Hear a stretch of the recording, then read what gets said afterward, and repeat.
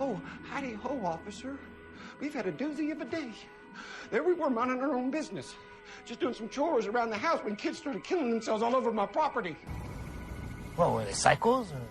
They look like psychos? Is that what they look like? They were vampires. Psychos do not explode when sunlight hits them. I don't give a fuck how crazy they are. So 1,100 men went in the war. 316 men come out. The Sharks took the rest June the 29th, 1945. Well, what do we do? Why don't we just wait here for a little while? See what happens.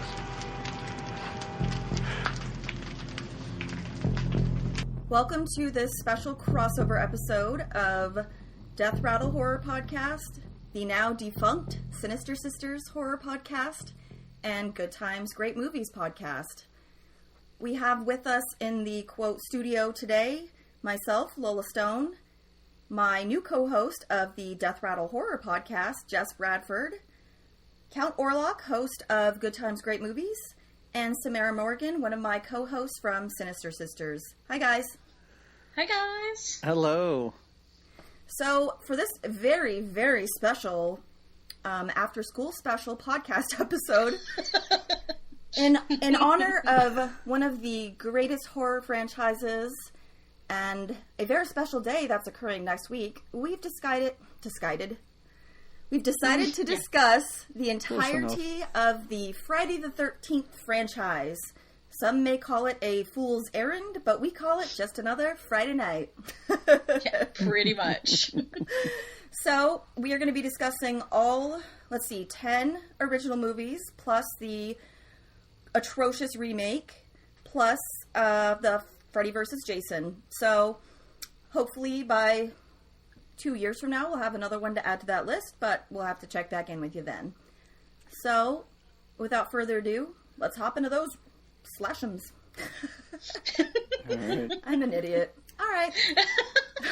No, I like how you used atrocious only for the newest film, as though none of the other ones are. The rest of them are classic cinema. We'll get into that when we get to it. And strangely, it's not last on my list. Well, yeah, me too. So you guys just want to go through and discuss each one briefly, and then we can kind of do our rankings? Sure, of course. All right, so I nominate Count Orlok. Start us out with the original Friday the 13th. Well, okay. When you and I discussed this, what was it? Probably 3-4 months ago. It was a long time ago. Yes. And I was so excited, and I sat down, and I think I watched the first 6. Oh my God. That first weekend. Me too. And then there was such a huge gap between the remaining 6. Yeah. So it really, in a strange way, it feels like it's been so long since I've seen those early ones, and after a while they all sort of blend together. But I don't know, does the first one even need a whole lot of explanation? I think for people that aren't familiar with the series, I think, you get this idea of who Jason is, and he wears the mask, and he kills people, and I've spoken to people who I thought had seen the first one, and just telling them that this masked murderer is not the killer in the first movie, people are shocked by that. That's the gag and Scream when he asks her who was the killer in the first Friday the 13th movie. Right. But it's also a litmus test, because true horror fans know the answer to the question. 100%. Right, and but if somebody were to ask me that, I probably would just immediately say, oh, Jason, without thinking, because it is such a totally different movie than the whole franchise would later be seen as. Oh, sure. Oh, I love it too, because once you find out that it's some woman in her early to mid 50s that are murdering these teenagers, it really does make it great. Like, I don't know that this woman would be able to push an arrow up through the bottom of a bed, up through Kevin Bacon's throat. It's really quite funny. But also this one, like, this is a no fooling movie. Like, this is a legitimate movie. And I don't think you can say that about a lot of these films. Yeah, but it again, is legitimately like scary. Yeah, and it looks good. It's paced well. It's written rather well, and yeah, it's it's sort of started the genre of the slasher to a degree. But again, if you brought somebody in and they had no idea what this series is, let's say they came from a different planet, I guess, and you showed them this, they're a 10-year-old child. Think they'd be, right, yeah, exactly. I think they'd be impressed by this movie because it is an actual film. It is an actual film. We can agree on that. It exists. It's funny because... sorry. Yeah, go ahead. I watched it just a few weeks ago because I did not watch these remotely in order. And I wasn't even thinking about the fact that it was Mrs. Voorhees the whole time. I was just picturing Jason, and at the end I was like, oh yeah, that's so weird. Like, she wouldn't have been able to do, like, half of that stuff. And she's just this tiny, delicate, little crazy lady. And I started thinking about when this movie originally came out. It was like 2 years after Halloween. Right when the whole golden era of slashers is like kicking off, and people were probably legitimately surprised at the very end, like, oh shit, like I was expecting it to be just another crazy madman, not this old lady. So my watch of this was for the first time, and I was added to this last, so I had probably 2 weeks to watch every Friday the 13th, which was my own personal hell, and I did not succeed. You hadn't seen any of them before? No, because I was. Whoa! I'm not a huge slasher buff at all. Like, and it was one of those things where I got by on having enough knowledge of it from pop culture that I didn't ever actually have to watch it until I was forced to sit down and watch it. I had no idea it was his mom. Oh wow! I was shocked. It was a great time. So great. Did you like it? I really enjoyed part one. Yeah, it was like it was. I wouldn't say it's like well made, but it's like it's a really good idea for just extremely easy setting to create, and a pretty simple plot. And it seems totally cliche now, but it's like, this is the film that started the cliche. Yeah, watching it and being like, okay, this is where this trope comes from. This is where this comes from that I've seen in something else was really fun. Yeah, totally. Because, like, how many more, like, summer camp murder movies were there, like, in the next 10 years? Like, so many. Yeah. Like, Sleepaway Camp 5. Yeah. It started a lot of tropes, and in itself it was a trope. Just the counselors at the summer camp having all of that started with this, but then it just went on a roller coaster. and just with all the other ones after that. And even now you've got movies like Final Girls, which is a total takeoff on this movie, specifically this movie. Yeah, so because like Camp Blood and correct. That movie is like, what, Camp Bloodbath? Yeah. Yep, Camp Bloodbath, yep. I watched it halfway through as a palate cleanser. There you go. Only halfway? Oh, that's good. Yeah. That's smart. It's so good. I love it. I am a huge Freddy fan. I never liked Jason, never had any inkling to watch Jason, never wanted to have anything to do with the Friday the 13th movies. I had seen the first one probably on, Joe Bob Briggs on TNT or something like that at some point. Throughout the years I've probably seen it, but I had never seen any of the sequels. Wow. So, yeah, I had never seen anything until Jason Goes to Hell. And the only reason I saw it was because it was the last one with big old bunny ears around it.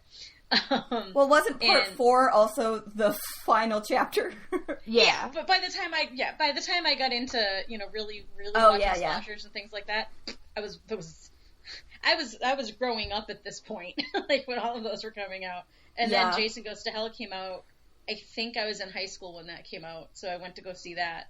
But I mean, I had no interest in it because I was such a diehard Nightmare on Elm Street fan. And just this genre never appealed to me in the least. And I knew where all the tropes came from because they were from this, but even tropes that Nightmare on Elm Street even stole some of them from Friday the 13th. But it's, you know, so it was interesting to go back and watch all this. And I actually, I did the same thing. I got super excited when we first started talking about it. And I was actually working on shit for my wedding at the time. So here I am in my house watching Jason kill teenagers, making shit for my wedding, like centerpieces and stuff. I was like, oh my god. And I made my entire bouquet while watching Crystal Lake Memories. So I know exactly how long it took me to make that. I made 100 wedding invitations. Every little girl dreams of. Yeah, exactly. I'm like... Sadly, you'll never forget that. Like, you will never forget that. And I put up an Instagram video of like, oh, hey, look what my bouquet looks like. And you can hear Corey Feldman in the background, like, bitching about something. so like, I kind of am, like, half and half between, like, I've now seen them all, but I hadn't not seen any of them. I'd only seen very specific ones. I hadn't seen them. Right. I'm confused. I had not seen any of them. Sorry, I know it's a double negative. Sorry. I had seen the first one. I have seen at the time before doing all this. I had seen 1. I had seen Jason Goes to Hell. I had seen Jason X. We'll talk about that when we get there. I had seen the remake or reboot or new version of it or whatever the hell we want to call it. Part 1, Part 2A. I don't know. And then I had also seen. I had also played the game, and that was it. Okay. Okay. Yeah. Wow. Yeah, because this was, you know, in the late 80s and probably into early to mid 90s. I mean, it surprises me because these movies were difficult for me to avoid. They seemed to always be on TV. Now, they were always edited, but I feel like, you know, USA would just run these continuously over the weekend. Yeah. I must have watched part 3 like 50 times. Like, it was always on. That was the one that was like most clear in my head when we started this. Like, because I had just like the guy getting chopped in the groin with an axe. Like, that was just like very clear in my head as like one of my main memories of this series. And of course, you know, Kevin Bacon being like one of the like one of the like 2 that ended up with like an actual career out of the like 70 people that die. Yeah. No, it was, and again, you know, just to go back to the first one, I don't think it's my favorite, but it is, you know, and as I said before, it's the one that feels most quote unquote legitimate to me. Yeah. And that ending is still somewhat terrifying, and still I know it's going to happen. I know he's going to jump up behind her in that pond or that lake. I mean, and it still kind of gets me every time. Right, yeah. That was so... When I first saw that, whenever I was a kid or whatever, that scared the shit out of me, like that little deformed boy. Yeah.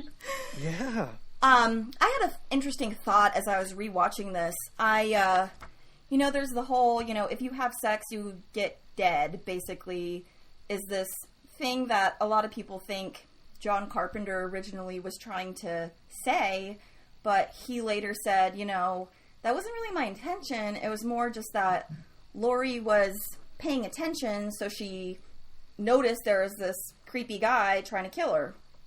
It had nothing to do with them, like, having sex or, like, you know, being bad kids or whatever. So, but then, like, Friday the 13th came along and was like, nope, they did die because they were having sex. Like, made it pretty damn obvious. And it's just funny because it's, like, sort of a misnomer that people think, you know, Halloween was trying to make that statement. But, no, they were just distracted. Yeah. That's exactly what he said. They were distracted because they were having sex. Yes. That's right. No, if you're having sex or you're smoking weed, you're certainly dead in these movies. But that being said, in these movies, really only one person ever makes it out alive. So the odds are stacked against you living anyway. Yeah, and and it's what the good thing about, well, not the good thing, but the one thing I did notice watching all these back to back to back is it's not necessarily that these movies created the trope of the final girl, but they enforced it. And there was definitely a lot of final girls that were super kick-ass and actually survived. So, it's like there are characters that Jason did leave alive. So it was interesting because I was just under the impression that everybody died. And that was it. Like, everybody died. Right. And no, there's like, well, one of the final girls dies pretty damn quickly in the next movie. But then you've got after that happens, there's no other recurring characters in any of the movies after that. Oh, so, yeah, true, yeah. You have people who live, but you have no idea where the hell they are. Right, I mean, there's Tommy Jarvis, played by, 3 different actors? Oh, that's true, yeah. His character was in 3 straight movies, but apparently they couldn't get any of them to stick around again for some reason. Corey Feldman actually blamed Steven Spielberg. Oh, okay. He goes, I had to sign a contract to be in Goonies, so I couldn't go to the next Friday the 13th, which is why he shows up in the very, very beginning. They shot that in his backyard, like with a rainmaker and everything, like in his backyard. Do we need somebody to go to Corey Feldman and be like, listen, Corey, it's okay. You made the right decision, man. It's all right. Movies, like, it's so funny. If you listen to him during Crystal Lake Memories, he just goes on and on about how much he hates Goonies. Yeah. Hated having to do that movie. He was forced into it. This whole big thing. And I'm like, you do realize that, like between that and Lost Boys, like, this, Jason isn't what gave you a career. Like. Hey, now. Don't you ever forget that seminal 80s classic, License to Drive. Excuse me, one of my favorite 80s movies ever is School of Rock. Not School of Rock, holy shit. Rock and Roll High School Forever. I don't know where School of Rock came from. I've never seen that. Like, oh my god, it is the pinnacle of bad Corey Feldman movies, and it is so good. Nice. Okay, I digress. I promised I wouldn't go off on tangents, but Corey Feldman is a massive tangent. Yeah, I was going to say, License to Drive, he was already about knee-deep into cocaine at that point. I know. That wasn't that early. That was just the only Corey Feldman movie I could think of that, like, had both Coreys and also was, like, not remotely memorable. Yeah. The Coreys. Oh, Jesus. Mary Joseph. So, shall we move on to what I deem the sequel? Yes. Do you guys want to give each one, like, a grade out of 10, like, just quickly? Sure. Let's see. Oh, should I start maybe? Because sure, yeah. Okay, it was your movie. I was called on to talk about it. Out of 10, oh man, I'm gonna say like a solid 7. Okay. Is that fair? I don't even know. Yeah. It's hard to say based on, like, are you judging it for the standards of the time or for now? Like, I was kind of watching it, and it's a weird thing. Is like, when I was little, I used to feel really sad that I had missed out on, like, the 60s. Okay. And now that I'm an adult, I feel sad that I missed out on, like, the pinnacle of, like, going to the movies to see all these great slasher movies when they were new. Because it must have been just, like, such a fun experience, It's just not like that anymore. Every so often it is, but it's just doesn't feel like such an event as it probably was back then. And it's not new anymore, because at that point it was new, and it was, like, the newest, latest, greatest thing to go see. Yeah. And now it's old hat, and nobody can, no one has yet, not that nobody can, but no one has brought anything to the theater that is at that level. Right, yeah. I mean, definitely not the 12 sequels level, but we'll see how The Conjuring does. Oh, Jesus Christ. The Wannaverse. Mary Mother of God. I know. That's a whole podcast in itself, just the Wannaverse. Yeah. Anyways, so as I was watching this, I was just like, thinking about how I'd feel if I was watching it in theaters for the first time, having only ever seen maybe Halloween, maybe Black Christmas at the most. I would give it a solid 8 to 8.5 out of 10. Okay. Yeah. I'm in the same mind. 8. I'm rating it against all the other. if no other movies in the world exist and it's just the Friday the 13th franchise, it's going to be an 8.5 for me. Well, in that case, it'd be like a 10.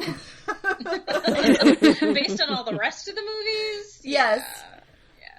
I'm right around the 7, 8. I'll definitely give it a 7 or an 8 because it's not the best movie, but it's the first one. And even though because it's the first one, there's some issues with it just quality-wise. It's also a sign of the times. You know, it wasn't necessarily low budget, but it wasn't necessarily high budget either. It wasn't like Evil Dead low budget, but it was definitely in that frame. that like sure. Budget frame, so. Yeah. It definitely is like a true blue classic. Like, you can say whatever you want about the franchise, but the first one, that's a fucking horror classic. I mean, it's always going to be up there for pretty much any fan of the genre. Correct. And, you know, I remember watching Crystal Lake Memories a couple years ago and seeing just the insane profit margin that they made on this movie. It was, I don't remember it, but it was like one of the most profitable movies ever because they made like, what, $80 billion or something like that? Yeah. And it was, you know, it wasn't a super cheap movie, but comparatively, like, they were just like rolling in dough, which is why they were like, better make 11 more. Oh, yeah. Yeah, sure. Makes sense. Yeah. All right. You guys want to move on to numero dos? Yeah. I nominate Samara. Would you like to intro this? Sure. I labeled it on my my list of movies as the sequel, aka Alice Dies. Because that's pretty much the entire movie is like the opening 15 minutes of the, not even, probably about 10 minutes of the movie. It's before the opening credits actually run. You're just following Alice around her house. And then we get the cat scare, because, you know, the cat has to jump in through the window and scare the hell out of her. Yeah. I don't know why did she have her window open in the first place? And then it's like, okay, then we're gonna kill her, and we're gonna go on with the movie. And we still don't have the classic Jason that everybody knows. We still have the sackhead Jason. Yeah. But, you know. So, I kind of love the sackhead Jason. I do too. It was funny because he is, and it's funny because the more, I had completely forgotten that he didn't get his mask right away. So watching the first movie and then, you know, if you don't have him in the first movie and then watching him in this one where he's got the potato sack on his head, it just reminded me of the Town That Dreaded Sundown. Oh yeah, totally. I was just kind of thinking about that the whole movie, and honestly, once Alice died, I was kind of like, okay, now where do we go? You know, like, what are we gonna do from here? And then basically they wiped the slate clean with her, and then just remade the first movie with like a bigger budget, better kills, you know. And I mean, if you had taken this one and made this one the first movie, I don't think it would have been as successful as the first one was. It was good, but it didn't have that shock factor to me, I think. And it may just have been because it was so heavily edited. That's the one problem with this entire series, is that once it got in front of the censors, it got so heavily chopped every single movie that they're a shadow of what they could have been.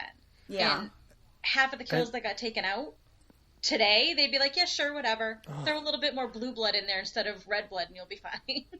That really is the one thing that stood out to me as I watched these. I was like, oh my God, these are so tame in regards to the gore compared to anything that comes out now, even most stuff that's, you know, rated PG-13. But you're right, they really did. They created that template in the first one, and they kind of just stick to it in the second one and the third one, the fourth one, and then you skip a couple. And, you know, like you know what's happening now. But you're right; it does seem like the first one just remade. Yeah, I thought it was kind of a. I'm sorry, you go. I was shocked in all of them about like the amount of nudity I could see, but the amount of like not people getting killed that I saw. Like I expected to see more deaths and less sex, but instead it was like full frontal nudity. We can't really see anybody's head get squished or anything like that. Yeah, which is like the exact opposite now. Yeah, I know. Yeah. Yeah, they're like, oh my God, you showed part of a nipple. You get an X rating. In the 80s, shows it you was how like you times. well, it's funny because no. there are actually, I was gonna say, there are actual scenes in a couple of the later movies where you see a girl who is not flat-chested, but not exactly the most, busty woman ever in one shot. And then there's a body double in the next shot, and the body double has like triple F boobs. I know. And it's like, all right, you gotta tone this down. Now, another thing that I do really appreciate about this time period, and because on my podcast all we do is talk about movies from the 80s, we don't go in either direction. At that point, these teenagers kind of look like, for the most part, normal, average teenagers. Yeah, and what I yeah. mean by that is they don't look like they're from an Abercrombie and Fitch, catalog. Yeah. As now, any movie that is any slasher movie or anything like that, these kids are so gorgeous. And I'm not saying that they're hideous monsters in They this, look like but normal a lot people. of the cast, They're normal kids. And you can believe that they're actually teenagers. They're not 30. Except for Paul, who's like, he was like 45 or something. Or no, he was like somewhere in his mid to late 30s when he made that movie. Oh my God, that's great. I looked it up because I was like, wow, Paul just seems like so much older than the others. And curly Sandra, she seemed like way young, and she was actually 17 when she filmed. And Really? they had to cut a nudity scene because they found out she was underage. Yeah. The one big, I mean, there's issues with this movie all around, but the one big issue that I had with this movie was they killed the dog. Like, you don't kill the dog, like, and it didn't, I mean, spoiler alert for a 35-year-old movie, but I mean, it ends up not being the same dog, but still, it's like, come on. Yeah, I saw that dog, and I was like, why would they think that much larger dog is the teeny tiny little dog that ran off? I was so confused. I was like, is that the same dog? It's like, how tough was it to just build a puppet that was the same size as the other dog? I know. And it's just a mass of like blood and like fur, so it's and leaves, so you can't even tell what it is anyway. Like, and I do have to say, although this wasn't a great movie, possibly even a good one, I do love Sackhead Jason, and he's wearing like a plaid shirt and overalls. Like, it is the goofiest outfit that he wears throughout this entire series. He's still like, at this point like a person, too. Yeah, he's like a teeny tiny little, like, he does not look like a big person. He's not scary. No. I mean, he's creepy, like he's like creeping around the woods, but he's not like, he's not Jason X Jason where he's like this insane giant. Yeah. I mean, eventually he just sort of turns into a Frankenstein monster that has superpowers, which is crazy, but at this point we're not there yet. We're not there yet. He's still actually alive, supposedly a live person at this point. Sure. So. Yeah, I mean, I think it's kind of weird because if you think back on the franchise, it's kind of like, yeah, Jason's this like unkillable zombie, but he really wasn't until like part 6. Yeah, and I mean, the whole thing, there was a lot of people that were always like, well, Jason never runs. I'm like, oh, no, he runs until, like, part 7, and then it's like, part 7 is when he starts getting, like, zombie stalkerish, but that's when they actually take into account, makeup-wise, all of the damage from the last 6 movies. So he can kind of be slow and lumbering. Yeah. And it's also the, umpteenth actor change at that point, too. Mm-hmm. So because there's all these cliche things that people who may have never seen these movies talk about, how, a kid's running forever and then Jason's suddenly behind a tree. Well, not early on in the series. Like, he doesn't start teleporting or whatever till later. Right, yeah. I mean, they're in a pretty, like, woodsy area. He's just kind of, like, popping out of the trees. They're not doing, like, Texas Chainsaw Massacre, like, full-out sprints, Right. It's usually, like, he's like, this guy's in a wheelchair, so he does not have anywhere to go. Jason's, like, right there. Oh, my God, that wheelchair guy. I love that. That death is one of the best deaths ever. Is that in part 3? That's the next one? Part 5. No, wait. That's in part 2. They're all the same movie. Part 2, yeah. Oh, the wheelchair. They're all the same movie, guys. It's okay. Yeah. Damn it. Because it's great, because later on in the series, they have to sort of recap. There's a couple of movies where it comes on at the beginning. It's like, hey, this is Jason. He killed a bunch of people. And And for the most part, the first movie, the second movie, the third movie, they don't show any clips from that. But that guy in the wheelchair gets played every single time going down those steps backwards. Yep. I was going to say about part 2, before we move on, I was thinking about how shocking it must have been when Alice dies, like, right away. Because, I mean, what year was this? Like, 81? Yeah. So, I mean, like, Halloween 2, I don't think had come out yet. I don't remember, but they weren't into, like, tons and tons of horror movie sequels yet. So, it must have been so shocking, you know, thinking, oh, Alice is going to be the main character again. Nope, she's dead. Yes, it was. Right. That's so cool, Jess Bradford, that you're giving us this, like, view of this from somebody that's an adult and did not grow up watching these. And so you could just give us kind of a completely objective viewpoint. It's really interesting. Except for the worst part is because I'm because I'm an adult and I didn't grow up watching these, I would zone out. Like, I'd get about to, because they're all about like 87 minutes long, and I'd get about to like the 35-minute point, and after that, like, I'd have to go back and rewatch over and over until I finished the movie. Like, oh yeah, it was hard. It was rough. I'm so sorry. Yeah, I mean, I had to forcibly put my phone in another room because I knew I'd be on Twitter, I'd be, Wikipediaing stuff because, as a person who has seen these, I was zoning out. So don't feel like guilty. The worst part is I didn't have anything else. It was just this and my wedding invitations. Like, that was all that was happening. So that's why I was making centerpieces and favors and everything else, because I was like, I can play with a hot glue gun and listen to this in the background and I'm really not miss anything. Really glad we both worked on our wedding while marathoning Friday the 13th. I kept falling into like these deep IMDb holes. And I keep looking people up like, oh, did they go have a career? You know, what did they do after this? Blah, blah, blah. And I would get stuck on like the weirdest pages and like, oh, what's this movie? I better read about it. This movie no one saw from 1985. And then I'd be like half an hour later and I'm like, oh, I should probably push play on the movie again. So I have a lot of random knowledge about these actors. No, that's nice of you to stop the movie because I would sort of come to and be like, I don't know who's been killed in the last 20 minutes. And I'd have to rewind so I found out. So I was reading a bunch of people's rankings of... Okay, so part 2, the final girl is Ginny, right? Mm-hmm. Ginny, yeah. Okay, for some reason I get part 2 and 3 kind of interspersed in my brain. I saw a lot of people... That's because Ginny is in the very, very beginning of part 3. Right. So. Oh, she is? Yep. Mm-hmm. So part 2 is Friday the 13th. Part 3 is Saturday the 14th. And part 4 is Sunday the 15th. They take place exactly picking up where the last one left off. Okay. I didn't catch on to that. I did not either. I had to be told on YouTube. Oh, really? Because I didn't catch on to that either. I knew number 3.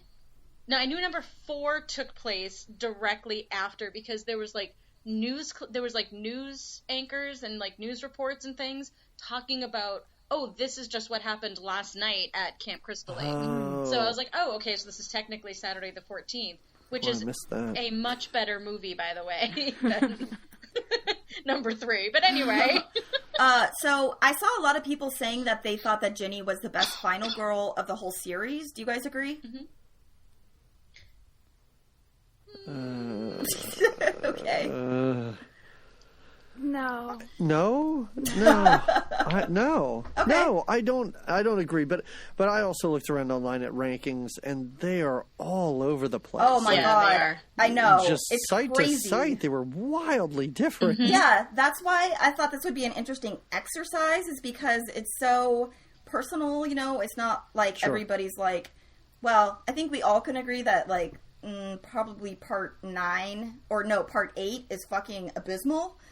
I don't think that's anyone's favorite, but it was crazy, this disparity on where people would rank certain movies. Oh yeah. And I was actually reading the Rotten Tomatoes ranking by actual, tomato score, and it was like totally different than all of the other people's like personal favorites. So it was really interesting. I mean, yeah, and it is tough too because it is so personal. Because I know a lot of people who, you know, Jason Takes Manhattan was like the first one they saw in the theater. So while it is garbage and they understand that, like that's still pretty high. Like they have so much nostalgia for something like that. That was my first horror movie I remember watching ever. Okay. Really? Yeah, I was like 5 or 6 when that came out. What year was that? 88, 89? Somewhere around there. I think it was the last one in the 80s. So I was like 5, and I was spending the night at my cousin's house, who was like 13. Me and Jess just discovered this, or discussed this in our podcast episode about this. And my cousin was like, 12, 13, having a summer party. They let me watch Jason Takes Manhattan with them, and it scared the fucking shit out of me. I was 5. And it always was like very clear in my head, like, you know, just certain parts of that movie. And then I rewatched it like maybe a year or 2 ago, and like it was so beyond boring. Like it was terrible. But that's so that's what's so great about film is just these weird reactions we can have to it at a certain age. Like I showed my daughter when she was 8, it was just a couple of years ago, I showed her Labyrinth and I had to turn it off halfway through. She was so scared. Oh wow. And I can see that, but I was like, oh, really? And then the next day she was like, all right, I'm going to give it another shot. And she got through it and now loves it. Since then she's seen it another 2 or 3 times. But yeah, I mean, when you're kids, you're so impressionable. And if you've never seen anything remotely like this, and especially at 5 years old, that's crazy. I know. I had terrible babysitters. I saw Predator right when it came out. We rented that. My dad let me watch it. I was 4. My grandmother rented Predator for me because my parents wouldn't. How old were you? I was probably about 10 or 11. That's okay. I wasn't I was 4. 5. Right. I mean, I don't know if I would classify Predator as like a horror movie. It's more like sci-fi. So that's why I always kind of considered, you know, Jason Takes Manhattan as my first like real horror movie. Yeah. Sure. And it does not hold a special place in my heart. It's pretty bad. But it does. It does. But sort just of, the fact that you can still remember that. Like, true, yeah. Yeah, you can identify it as a bad movie, but it's still, like, it'll always be there, which is great. It's funny because I remember, like, being unable to sleep that night. I think I was, like, sleeping in my aunt's room, like, on her floor or something, and I was, like, just freaked out. And it's funny that after that I was like, I want to watch more horror movies instead of, like, never watching one again. I love that feeling. Oh my God, right, guys, are we only on to the third one? Yeah, so let's rate number 2 really quick. Oh, part 2, I would say 6.5. Yeah. I'd give it a little bit lower. I'd go 5.5. Okay. I'm actually biased towards this one a little bit, mainly because of playing the video game. You get to play this level on the game almost from the beginning, so you get to run around this whole cabin, run around this house, do all these kills, kill all these counselors. Pretty quick off after, you know, going through a few levels. So because of that, it actually makes me like this a little bit more. I'm going to say it's about a 6 or a 7 for me. Okay. It's kind of annoying. Whoops, you go. I was going to say, also because I really enjoy the whole Ginny putting Mrs. Voorhees' sweater on. Oh, yeah. Using the whole, like, reverse psychology, child psychology thing on Jason. Because I can't tell you how many times in the haunted house that I work at, we've done shit like that. Like, we'll find somebody's name, and we'll just be like, I am talking to you, like the whole haunted house, and freak them out. So, it's like, it just, you know, I know I'm sick, I'm sorry. No, it's definitely like a classic ending. I mean, that's one of the, like, few endings in the series I could probably remember prior to this rewatch. Yeah, the whole Jason mother is talking to you thing, and, you know, and what's funny is Betsy Palmer only came back to do the sequel because she was like, whatever. Like, even the first one, she was like, I took the part because I needed a new car. I had no clue that this movie was going to do anything, and I wanted nothing to do with it. And I only came back for the second one because they were going to pay me, and they needed to work for 4 hours. That's so funny. It's like, okay. All right, so we are on to number 3, which is Jason gets his iconic mask. Did you guys find it annoying that you never know what happens to Paul? I did.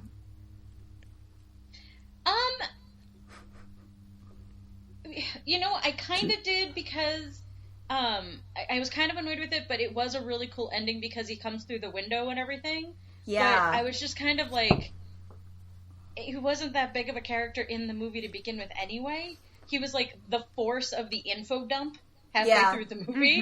And I was like, other than that, I was like, meh, I had no connection to him as a character. Yeah, I kind of forgot he was there. Yeah. I really did. Number 2 is the only movie people survive because they're out at the bar drinking. I know, that was so cool. I was like, okay, there's like a shitload of characters. How are all these people going to get killed off in the next 90 minutes? Okay, they're just going to go get drunk instead. Yeah, they're just going to go get drunk and not ever come back to the camp until the morning. I read an interview with Amy Steele that plays Ginny, and she was saying that she did not want to do that last scene where he jumps through the window because it actually really freaked her out. Yeah. And so it's like, it's legitimate, like, terror on her face because she's like, I guess she, like, didn't know when it was going to happen. So every time it was just like, she had, like, PTSD because of it. Yeah. And I think she said they had to do it 3 or 4 times. So it was just consistently, keep going. So. Right, yeah.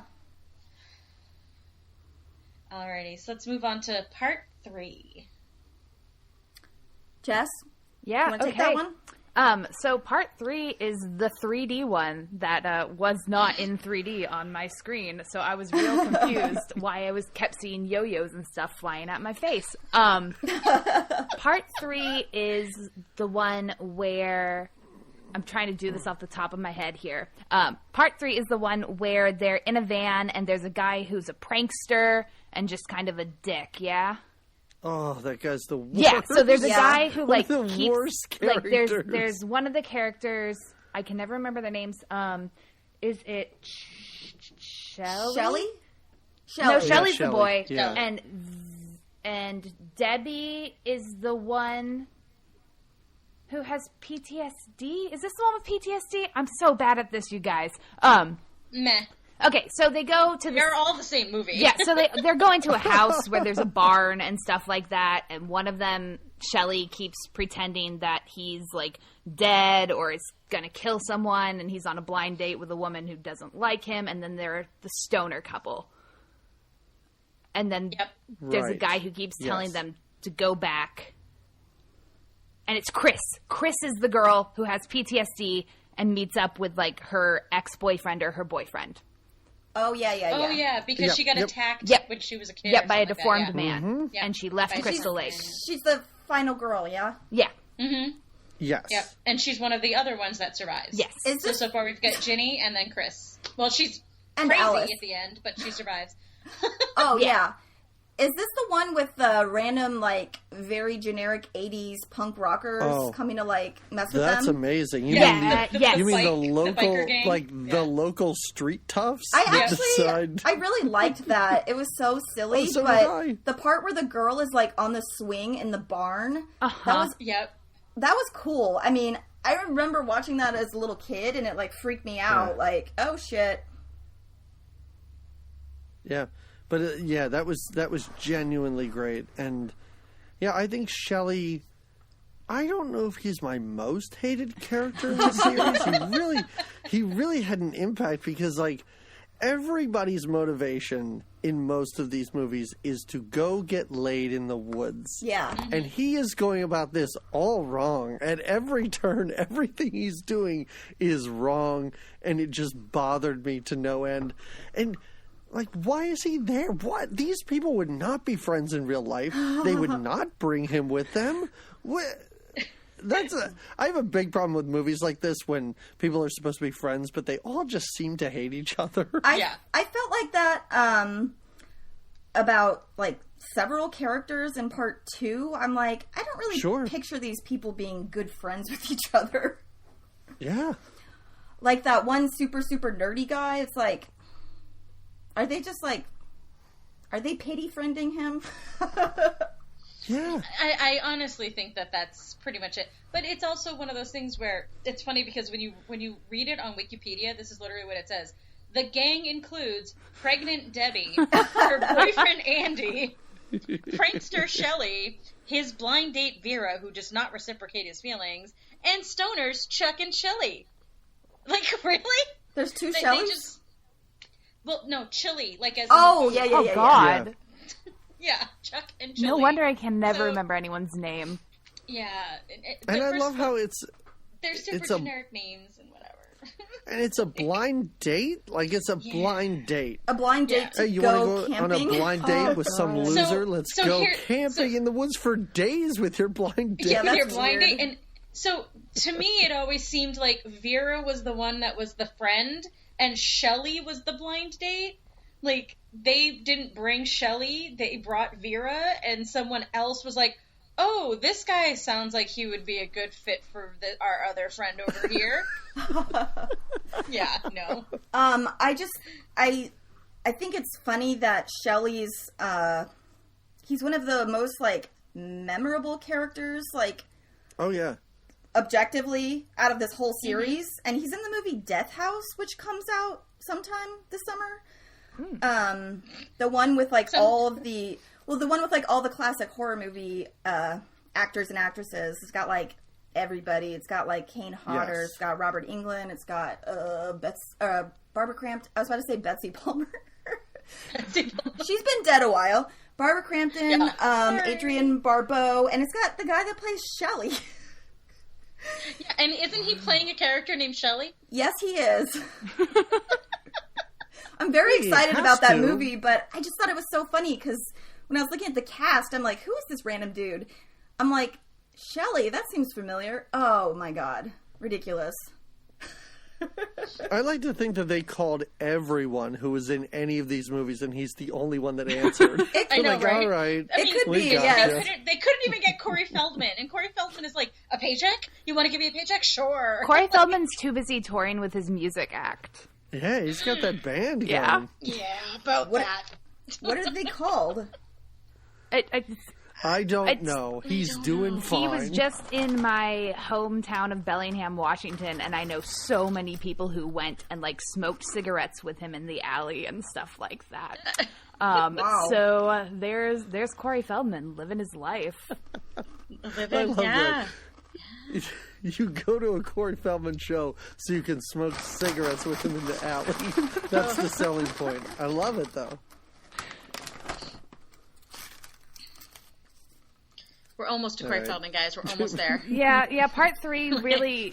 The only things I remember about part 3 are everything I just said, but really, in my head, it's just the yo-yo. It's just every 3D effect that I constantly reminded me that it should be in 3D. It should be in 3D, yeah. Yeah. Yeah, And part 3 just feels like a weird conflation between part 2 and part 4. Yeah. Yeah, and I feel like every 20 to 30 years they have this weird 3D resurgence. Like there were sci-fi movies from the early 60s that did it, and then you have the 80s, and then, you know, I don't know, do movies even play in 3D anymore in theaters? Like for like 5 to 7 years, that was the thing, and you could go to a 3D or 2D screening. Everybody was selling 3D TVs. I think that's gone away now. I think we're on the decline on that because actually my husband and I, when we were watching number 3, we were actually talking about that because we love to go to the movies. I mean, I've got Movie Pass, so I use it constantly, but I can't see 3D movies in it. I don't watch 3D movies anyway, but it was always kind of one of those, that's weird. And I've noticed even on the Movie Pass program on the app, there's been a decline in which movies are in 3D, and there are movies that are coming out that I would assume would be in 3D that are not coming out in 3D now. Yeah. So I think we've come around the circle now, and again, like you said, it's like every 20 to 30 years you kind of get Yeah. this thing. And one of the reviews I was watching on YouTube actually about this specific movie was saying that the Blu-ray version of it has the option to watch it in 3D, and it comes with the old school blue and red 3D glasses, but it doesn't translate on the on the current types of TVs. Oh. So everything What? is still double vision in red and blue. It doesn't quite translate right. But he goes, does it? the guy was No, like, I I'm- really wish they would do like a refilter on it so that we could watch it with current 3D, but I don't think you can because this was one of those movies that was filmed on a 3D camera. It wasn't filmed on a regular camera and then made into 3D. Right. I don't believe, I could be pulling that out of my ass, but I believe that that's how it was done. And then it was reverted back afterwards, but same thing.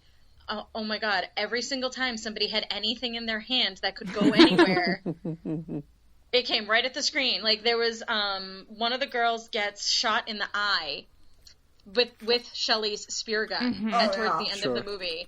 And literally you can see the filament line that the spear gun, like the bolt from the gun goes on to her face. And I mean, it's bad. Is this the one where he squishes the guy's head? Because I kind of want to see that eye pop out in 3D. Yeah, I'd this is like that to one. see that. The one eyeball that just pops. This is actually one of the few that I did not rewatch this time around because I've seen it so many times I just couldn't. So Oh. it's not like totally fresh in my head, but I feel like I kind of remember enough of it. Right. And like the one thing I really remember is the spear gun. It's like when I was little, I was like, that is so scary. Like you see somebody that you think is your friend, like in this like wetsuit. Was he in a wetsuit? He was in a full wetsuit with like face mask, snorkel. Yeah, and like that's insane. That's ridiculous. First off, like, and you think it's your friend, but then they shoot you with a fucking spear gun. You're like, that like freaked me out when I was little when I saw this for the first time, and it's just one of the parts of the whole series that is like very, very clear in my brain. Well, this was supposed to be the end of the Friday the 13th trilogy, and we actually, at the very end of the movie, we get three endings. We get the Chris survives and gets into a canoe and goes out into the middle of the lake, like the first one. And then we have Pamela Voorhees jumps up and gets her, like the first one. Then we have then we have Jason's running after her. Then we have, oh no, she's fine, it's the next day. And Jason's dead in the barn.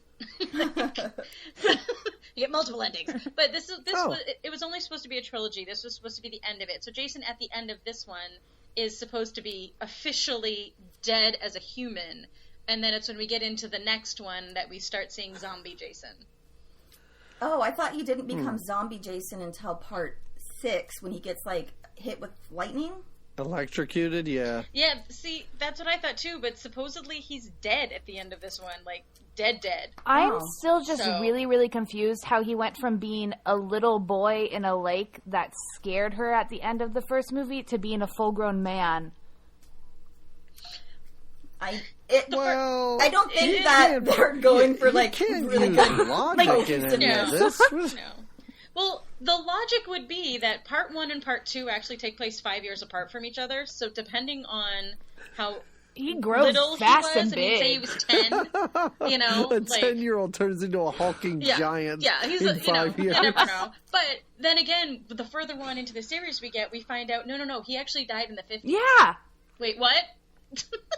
No, Back that up. I mean, there were so many different directors and stuff with their hands in this franchise that Oh they didn't my fucking God, yeah. bother to like No, they don't care. care about like continuity. Same No. with like Halloween series, to be honest. Right. So I wouldn't. I mean, trying to like make sense of it is, I don't know. It's not going to work out for you. It's no, but it's funny that you say they never paid attention to continuity, because the only continuity they pay attention to is Jason's costumes and his mask. Yeah, That's it. yeah. Because after this movie, every mask has an axe chop to the left-hand side of the head. Huh. This is what you get for watching 6 movies in a row in one day. Yeah. The shit you notice. God. All right, kids. So what are we ranking this one? Oh, I don't know, 6, maybe 5, 4. It's so fucking generic. It's I'm gonna give it a 3, a 3D. Wow. Okay, see, I liked this one better than 2. Huh. You know, I'd put it between 1 and 2. I just feel like it's just like so basic. It's like somebody unrelated to the first 2 movies, like kind of watched them super fast and was like threw out whatever they could come up with that was like fit the mold. I don't know. It's just, I don't know. I've seen it so many times, and yeah. I mean, it's watchable, but it's not like, I definitely wouldn't rank it way up there like for this franchise. Oh no, not at all. I mean, we'll get into it, what I sort of look for in these movies, but in a weird way, I kind of look toward the characters of the kids. Yeah. And if there's an interesting character or fun characters, I tend to rank those movies better. I know what I'm going to get with Jason. And this, for as much as I hate Shelley, I kind of super love him. And the idea of the blind date like makes him too, the idea I of like the blind him. date makes no sense. I mean, like, that was sort of fun for me. He's a memorable character, you know? He's like ridiculous looking. He makes no sense in this movie. I mean, and as you said earlier, like the local punk street gang. Yes, that part I makes loved. no sense. I loved it. They show up for 10 minutes and are instantly all murdered. Like, it's just so crazy. I know. It was like somebody's like, okay, well, we need to like add in some extra characters because we're at this like pretty remote setting. How can we make that happen? Of course, it's like, what, 1985 or something. Let's just bring in some, you know, those punk rock kids. They're pretty scary. Let's bring them in. We'll bring in some hoodlums and it'll make it scary. And I really did people actually dress like that? Exactly like, I mean, like, they're so... I feel like movies have told me they do. It seemed like Real they're wearing... footage of the like, era tells me they didn't. It almost seems like I think they're it wearing, depends like, on fancy costumes. You know what I mean? Like, Yeah. expensive. It's Like, how are these punks, like, affording these, like, super nice leather jackets and stuff? Stealing people's Listen. wallets. Come on. All right, all If right. you- Wallets, yeah. And If taking the you condoms grew out of the up- wallet. Hello? Right. Ransom. If you grew up in the woods and you hung around a general store, this is how you dress. I guess so. I don't know. I loved the punk kid scene, that whole barn scene. I thought it was pretty... it was a good sequence within an otherwise forgettable movie. Sure. All right, shall we move on to part 4? Yes. Oh, let's please move on to part 4.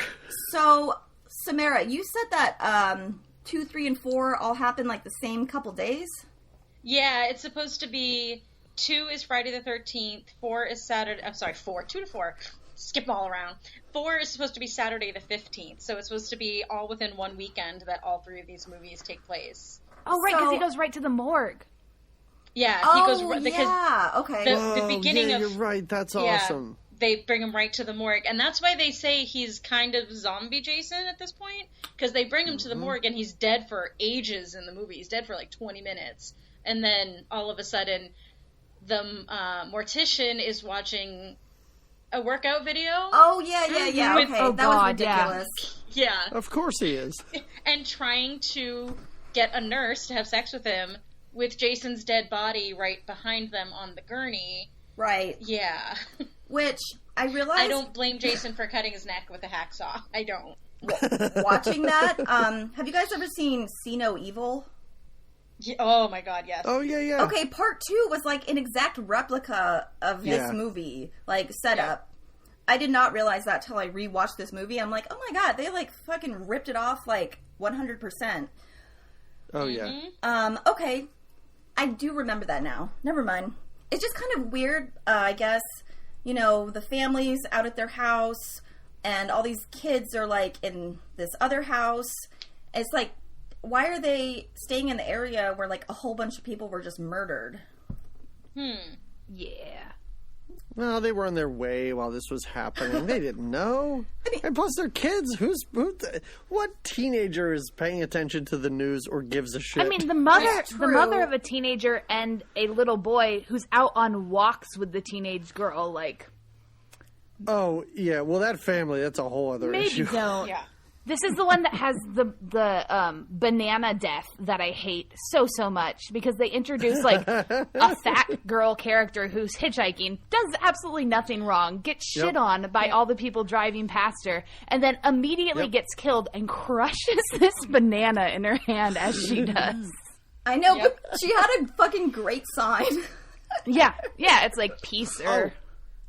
It's like peace, I want to go to, what was it, Canada or something? And the backside it says, fuck off or something. Fuck off on the other side, yeah. I love it because I had seen this several times, and when that girl showed up, I was like, oh my god, who's this banana girl? Whatsoever. And I think it literally was an excuse to have a death that the censors weren't going to be like, trying to get at, because they had already had that same death in the very first movie. Where someone gets wedged up against a tree. At least gets there. I think she got wedged up against a tree. I don't remember. Yeah. She got her throat slit. So it's kind of one of those, we've already had this death. You can't tell us that we can't have it, or it's too gory, because we've already had it. It's kind of like the repeated through the back of the neck deaths. Yeah. It's almost like they're trying to mirror it as a way to kind of wrap up the series and calling it final chapter. But then they were like, oh wait, but we really like money. Yeah. I really liked this one. I thought it was just, I don't remember watching this in recent years. I don't think I've seen it in probably a good 15 years. So it was a lot of fun. Crispin Glover could have also been oh my God. A murderer in this movie because he was so creepy. Why wasn't he in every one of these after this? Because he died. I don't know why he wasn't, but I fucking loved this movie. I really did. And it was all Crispin Glover. When he gets killed, he has the greatest final line, because when he says corkscrew, I think he's adding letters that aren't in the word. Like, he's like, Ted, where's the corkscrew? And it is the weirdest final line in one of these movies. He is amazing. I love how they're watching a porno from 1912 or something. I know. It was great. I don't know. I thought it was really... a couple of the girls looked identical to each other, and I kept getting them confused, and they're also dressed, like, identically in these, like, weird... The twin sisters? Well, they were... The Doublemint twins? Right, but, I mean, they were wearing, like... A couple girls looked alike. I think they're literally twin sisters.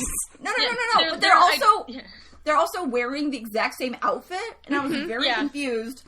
I was really confused. I was like, are they purposely trying to, like, confuse the audience, or... Because I think it's part of what makes them so hot. I don't think I think it was supposed to be in we're real twins. life do that. Yeah. No. They do when they're forced to by their parents, but other than that. True. And they're wearing, like, the shittiest outfits. Like, these terrible windbreakers. I'm pretty sure I had one when I was little. And, like, horrible, like, stonewashed jeans. And I'm like, you know, looking back at, like, attractive people from the 80s, it's like, you had to be pretty damn attractive to be attractive while also wearing that outfit. And God, the 80s. It's so hard to comprehend how you'd wake up one day and do that to yourself. I would probably say this is, like, the best in the series, and I think I agree. This is my favorite. I think critically it also maybe had the highest rating, and a lot of people, you know, vote it as their favorite, which is weird because it's part 4, and that's like, that never happens. And I just really like the kind of setup between the, here's the family. I didn't like the fact that the mom just, like, disappeared, and the dog disappeared. Like, where was the dog at the end? Well, there's an outtake scene that I think is in the DVD. Or something where she goes home and she finds her mom dead in the bathtub, and, like, her eyes roll up and expose the whites of them. So, like, they filmed the scene, it just did not get in. Yeah. okay, that makes sense. But I was just like so confused. I'm like, is the mom and the dog going to show back up? Because you see the dog like jump out a window, and then it's just, it's gone. And dog was smart. Dog got away. Like the only reason I know that is because I was like, where the fuck is the mom? Oh, so I googled it. Right. It turned into a Disney movie all of a sudden. Where'd the mom go? I was too busy looking up the hitchhiker and trying to figure out who his sister was supposed to be.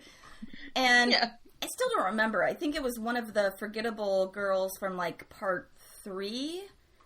And I realized as I was watching that, I was like, oh, okay, the reboot like played upon this hitchhiker, but set it as being like the main underlying plot. It was really, it was really interesting because the remake was like, it was really a mashup of like 3 or 4 of the movies. Yeah, it had Jared Padalecki in it, and I stopped watching once I saw him in it, and because it wasn't because he was in it that I stopped watching. It was because I can't sully him with that because I love him in Supernatural too much. I binge watched Supernatural, so yeah. Shut up! That's what I did this weekend. I hate Supernatural. I'm sorry. Aww. Even though Jensen Ackles is like the most handsome man ever. Yeah. The final shot of the most recent season was definitely one of those, oh, you just put him in that costume because you knew he looked good in that. There's no reason for him to be in that costume. I gave up on Supernatural the same time Misha Collins moved into my town. Oh no! Like I gave up on the show. It jumped the shark for me too much, and I couldn't do it anymore. It was all the angel stuff, and I was done. I was like, wait, was it when God showed up? Was it when the angels were not angels? Yeah, it was when the angels were like stopping to be angels. Anyway. It was fucking. Anywho. It got convoluted. We'll just say that. Oh yeah, it's even worse now. It's even, they literally. There were 4 characters that were all dead. Like they've been dead since season 3 in some cases. They all brought them back this season. Of course, so I know. I hate that. I got nothing. Well, next season is season 13, and I really have a feeling they're aiming for that to be the last season because it's season 13. Yeah. So yeah. I'm crossing my fingers because as much as I love that show, oh dear God, even I'm having trouble keeping up with it. Anyways, okay, back to Tommy Jarvis. Back to Tommy Jarvis. Did you guys think the scene was weird where he has that random hitchhiker like coming into his room and like he's showing him? I was like, where the fuck is this going? Like this is kind of creepy. It was really weird, and the hitchhiker was acting really weird. Yeah. Yeah, and it was like my big thing with the hitchhiker was first of all like with Tommy Jarvis bringing him up to his room. That was because it's a guy. So he's surrounded by women constantly. So it was one of those, oh my God, this is a guy. I'm going to bring him upstairs and show him all my really cool stuff. Check out my big thing with the hitchhiker was, check out my, I'm Tom Savini's finally back doing our special effects and look at all of the things he gave me to play with. It's basically what that was. But my big thing was the hitchhiker at one point goes into his rucksack and pulls out a machete. Yeah. This was the point in time where I went, who brings a machete camping, first of all, to go camping on a perfectly groomed campground? I know. You're not bringing a machete. You're bringing, one of my best friends goes camping every single weekend, and he's one of those guys that, brings a rucksack and a machete because he's going to go camp, in the White Mountains in New Hampshire, a 3-hour hike from the nearest anything. So I'm like, okay, I can understand him bringing it with him. This guy is literally walking down the, Crystal Lake is in the middle of New Jersey, and it's a camp for Christ's sake. It's perfectly groomed. You have cabins, you have tent areas. You don't have to cut trees down in order to make a a teepee or anything. I'm like, and he's why are people bringing freaking machetes? Cut the guy some slack. I mean, that might be the only thing he owns. That might be it. He doesn't have a house. He doesn't have a car. He's just got this machete and he's taking it with him. It seemed like they were trying to make him a red herring, I think. Mm-hmm. Yeah. Oh, yeah, no, of course. But then it was I was kind of weird. He's camping in a neighborhood almost. He's near their house.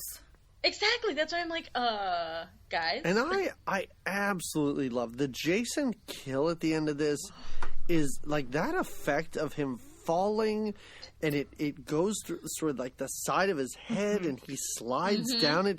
It's really great. Like it's yes.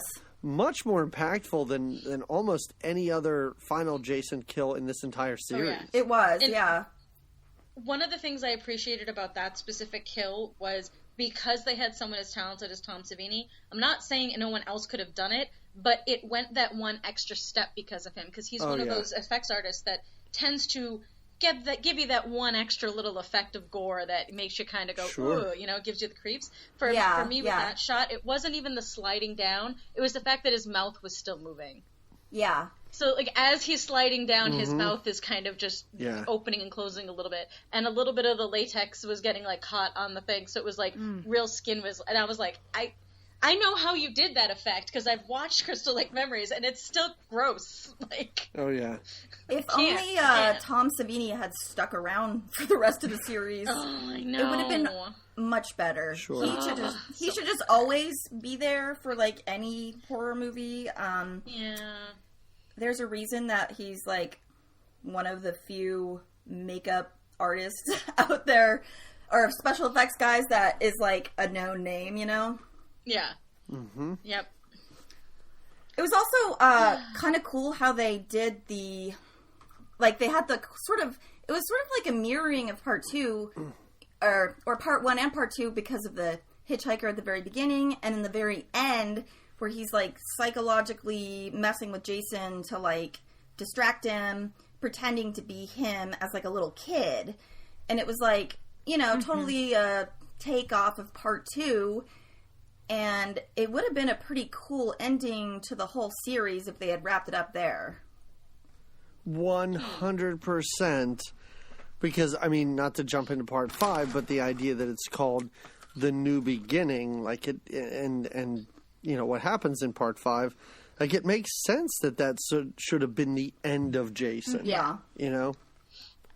And again, like, Corey Feldman's commitment to be like, all right, yeah, whatever, I'll shave my head. Like, that's cool. Like, I just love that. It was great. That was always something that, like, they the whole movie, they talk about how he's so good at all these special effects and this and everything else, and I'm like, so he shaved his head instead of putting a bald cap on? Yeah, he's like, oh, I made this werewolf mask. Wow, that's super impressive.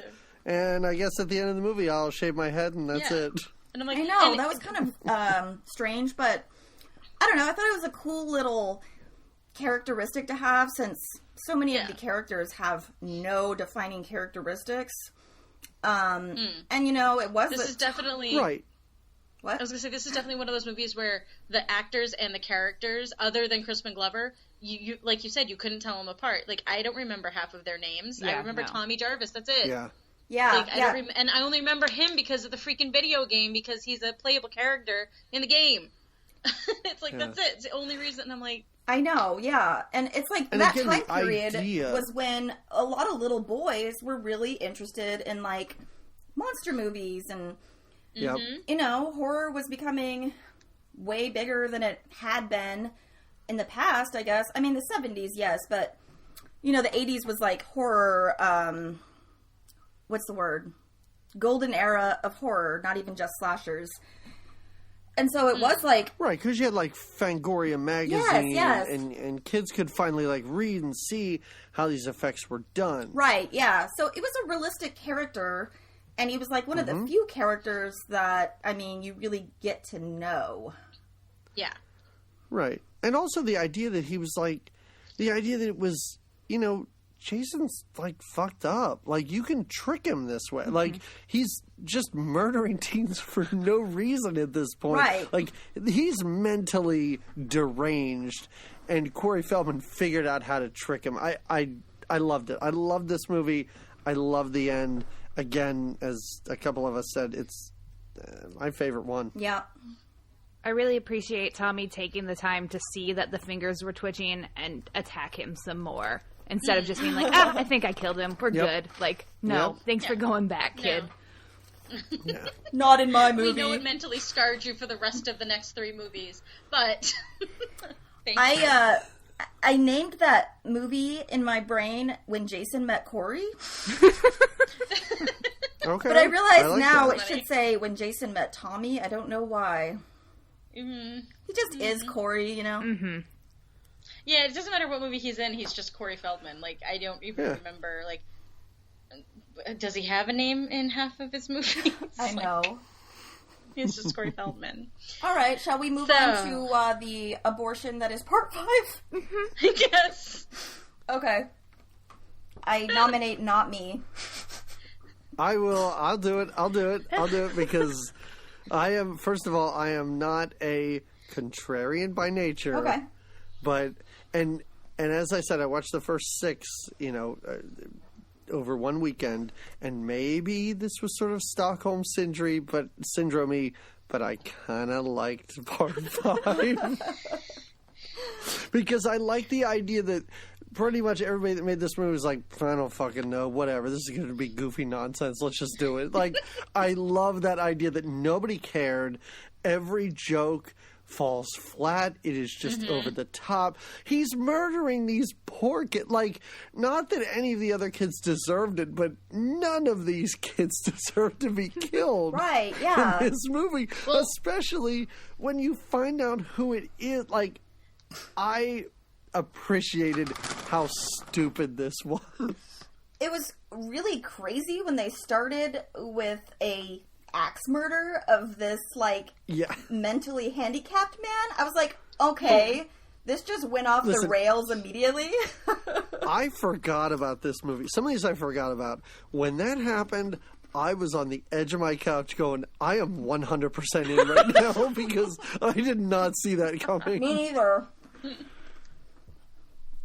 Yeah, I remember watching this like a really long time ago, but I did not remember almost anything about it.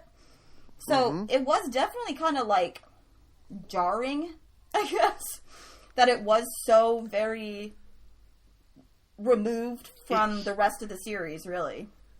Right. And again, it has absolutely no connection to anything else that takes place before or after, other than the fact that we're just now following, the adventures of Tommy Jarvis. Yeah. Like, I think people don't like this the same reason that people don't like Halloween 3. It doesn't feel like it's part of the series. Right. And I think that's kind of why I really like Halloween 3 is you need a break. Like, seriously, like, I just needed a break from this hockey masked lunatic for a little bit, and this movie provided that for me. I can see that. The only characters that I hate more than Shelley are Ethel and Junior. I hate them so much that I remember their names. Yes, the like hillbillies. I don't know. I feel like I could have watched like 90 minutes of them being stalked. I would have watched that. I just wanted her to stop yelling. That's all I wanted, like the whole time. I think and like that's chickens. when you start to like root for the killer. Like, okay, they did a good job with me rooting for the killer there. Finish these people off. See, I didn't. Again, in this one, I was like, these poor kids. No. Like, I mean the really obnoxious mom and son. Yeah, that's. I just wanted them dead. No, yeah. But I just couldn't get over the fact that I was like, these kids have nobody. Like, nobody's going to their funerals after they're dead. Yeah. Like, they don't have families. They have nothing. There's no reason to kill them. And it's it is such a lame, quote unquote, twist in the end, but it's not even a twist because, and I'm sure I've seen this before, but the moment they showed that paramedic, I was like, this guy's not right. He's in his own world. He's not listening to anything that's being said. He's clearly the killer here. My internet started screwing up when I was watching it, so I did not make it to the end. Me neither. So, who was the killer? One of the paramedics in the beginning. He's the father of someone who was killed. He's the father of the chocolate guy. The chocolate guy. Is this chocolate guy? Is this one with the porta potty murders? Like yes, where they're singing to each other? Where they're singing to each other? Yeah, I loved it. Yeah. I loved it. Yep. That was weird as hell. And that porta potty murder, that was one of the murders from this series that, like, I clearly remember seeing as a kid, and it freaked me out and I remember thinking about it like the next time I went into a porta potty. I mean, because that's pretty fucking scary. I mean, you're so vulnerable. You really don't have many options at that point. You know, being stuck in a porta potty, that's a nightmare unto itself. If someone also is stabbing at you, that is worse. Yeah. Yeah. I love to imagine one of the writers being like, all right, it's the fifth one. I'm in the woods. How can I possibly come up with a creative death? And I think they nailed it. Oh, yeah. I wanted those characters to, like, stick around. Like, they were entertaining. I don't hate it as much as I thought I did. Yeah. Talking about it, I don't hate it as much as I thought I did. Yeah. I don't hate it, per se, but I wish it could have been what it was supposed to be. I really wish it could have been turning Tommy into the new version of Jason and him. Sure. Like, I think it would have made the movie so much better if at the end they could have still added something at the end where we find out that this is not Jason, and then Tommy picks up the mask and puts it on. That would have been something great, because they kind of foreshadowed that at the ending of part 4, where he's like hugging his sister, and he just has this like dead look in his eyes, and you know that he's like gonna be fucked up forever. I wonder, do you know why they decided not to do that? I think it was just the producers, not necessarily the producers, but the production company kind of was like, Jason is Jason. You can't have somebody else be Jason. Yeah. So. Yeah, plus and I just think that's so strange, because then when you get on to 6, like, he's still so focused on Jason. I'm like, you know that fucking paramedic just killed a bunch of your friends. Like, don't you feel like that might be more pressing in your mind at this point in your life? You're solving the wrong problem here. Right, yes. Well, I mean... That wasn't Jason, if man. If the paramedic is dead, then... I mean, he knows Jason is, like, some sort of monster, you know. He's a monster, basically. So, I guess. But he does think he killed him. Right, but the starting of part 6, can we move on to part 6? Do you guys want to rank favorite one? part 5? Let's do it. Let's move on to part 6. Yeah. So, you guys want to rank part 5? I would give it like a 5. Yeah, it's kind of like dead in the middle for me. Yeah. No, I'd put it higher. I'd put it like a 6.5, maybe even teetering on a 7. Jess, Bradford? Okay, am I going with it? I love this one. Oh, no. What was your ranking? I said, I agree. But I love the next one so much. All right, go on. Go for it. Do it. Okay. Do it. So this is the one with the opening sequence that's just a ripoff of James Bond when you see Jason with his mask. That's right. It starts out with Tommy going and being like, I have to make sure Jason is just super dead forever. And I've got to double kill him. Yeah, and in doing so, like, stabs him with a metal pole, causing him to get hit by lightning. He's a vampire, apparently. Yeah. Just brings him back to life, and then buries the other guy, and then Tommy goes off to the cops and is like, hey, you gotta do this. And they're like, fuck you, no, we don't. We've renamed the town, because renaming the town changes everything. Yeah. It's Camp Forest Green now. Kids are still going to a camp around there. Right. How about stop putting a summer camp in the murder woods? Yeah. Yeah, exactly. And you have the drunk guy who works at the gravedigger guy who's like, oh, I'm just gonna cover this back up. No one needs to know. Yeah. Nothing to see. Like, this was the only one that kept my attention the entire time.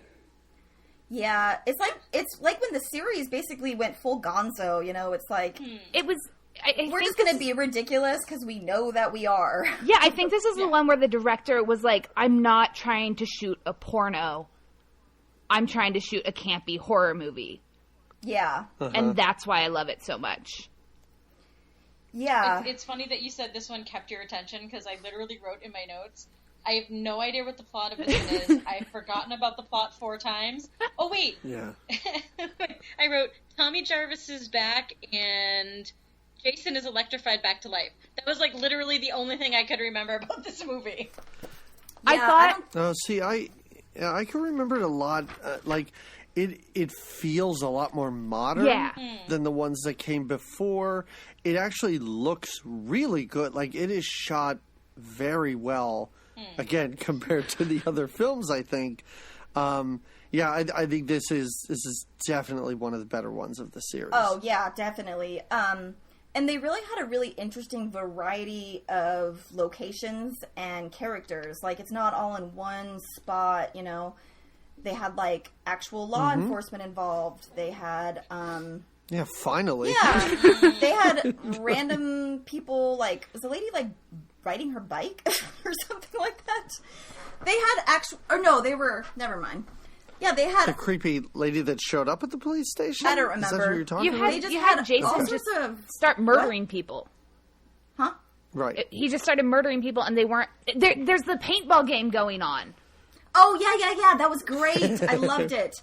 That was so like fun. I would say that this is definitely like sort of a predecessor to like 1990s like meta horror movies. Yes. It was one of the very first horror movies where it's like very self-aware, like this is a ridiculous movie and we're just gonna have fun. Well, there's that one scene where the gravedigger, he takes a swig of his bottle and he goes, "What do they think, I'm a fart head?" And it cuts directly to the kids going, "Yeah!" It's a smash cut too. It's not like no, you cut it that way on purpose. It's right. Yeah. I watched it and I was like, is this an edited copy? Am I a fart head? That does not seem like it was in the script. Like, oh my god. That was actually just a drunk guy they found and like threw in the movie. Yeah. That's just how it was filmed. As much as I couldn't I honestly can't remember most of the plot of this movie, and I think it was just because I wasn't paying attention to it at all. I think it was literally just on in the background at that point, and I think I had gotten to the point in the day where I had watched so many of them that I was droning it out, and I just couldn't pay attention. But there were bits and pieces of things like I remember like in the beginning sequence and stuff like that, and I remember like it was the whatchamacallit, the sheriff's daughter was like, "No, I believe in Tommy." And I was like, you just want him to get, like, you just want to get laid. Like, that's pretty much what your problem is right now. But it's like, there was like you said, it's not necessarily meta, but it knows that it's not a serious movie, and it knows that it's not fully into the horror genre. Yeah. So it's, you know, it's on that, you know, I hate to use the word campy because, pun intended, I guess, but but it kind of, like, I agree, it's campy. But I mean, this is not. I mean, this is, to me, like 4, 5, 6, and 7 all kind of blend into one movie for me. Yeah. So it's kind of like 7. I remember completely like like when I go back and I look at it, I'm like, okay, that's Carrie versus Jason. Okay, I understand that one now. Right. But like literally 4, 5, and 6 all blend into one movie, and I really think it is because it's the Tommy trilogy. Yeah. But it just. I couldn't, other than the fact that Tommy is only like 12 in 4. Like that's the only reason I know that one's different. But so it's like they're so similar, so no, similar. I do feel like this series does that. Like you know, 1, 2, and 3 feel like that to me. It's just the same movie done 3 times with variations, and this is sort of that second chunk in here. Yeah. And I mean, in general, we say that these movies had all these tropes that they started, but literally they have a formula and they stick to it very well, and they know what works, and they just keep going. So, I mean, until we hit Manhattan, they know what works. Yeah, it's almost like they did part 5, and they were like, okay, that turned out terrible, so let's just make part 4 again, but slightly different. And I mean, because those with movies, an adult Tommy. Yeah, those movies are very similar, and they're similarly good. But it's like I can almost like transpose them in my head because, you know, there's kind of like a pretty big variety of different characters in different places getting killed, And yeah, they're very similar, but they're definitely both like way up there as far as quality. Yep.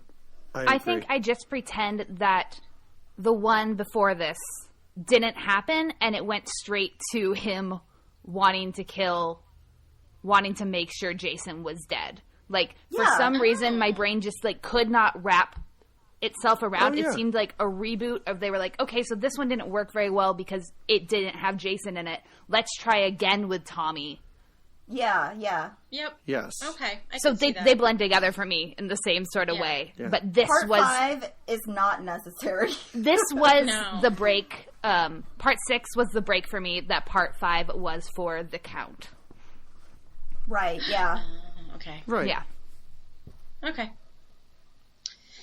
All right, what's our final rate on these? Is it bad that I was like, who the hell? It took me a minute to remember what I was supposed to call you, because I was like, I was thinking like, Sleepaway what? Camp. I would give it a, 7, 5, 8. This is my 10. This is the only 10 I'm going to give out. Only 10.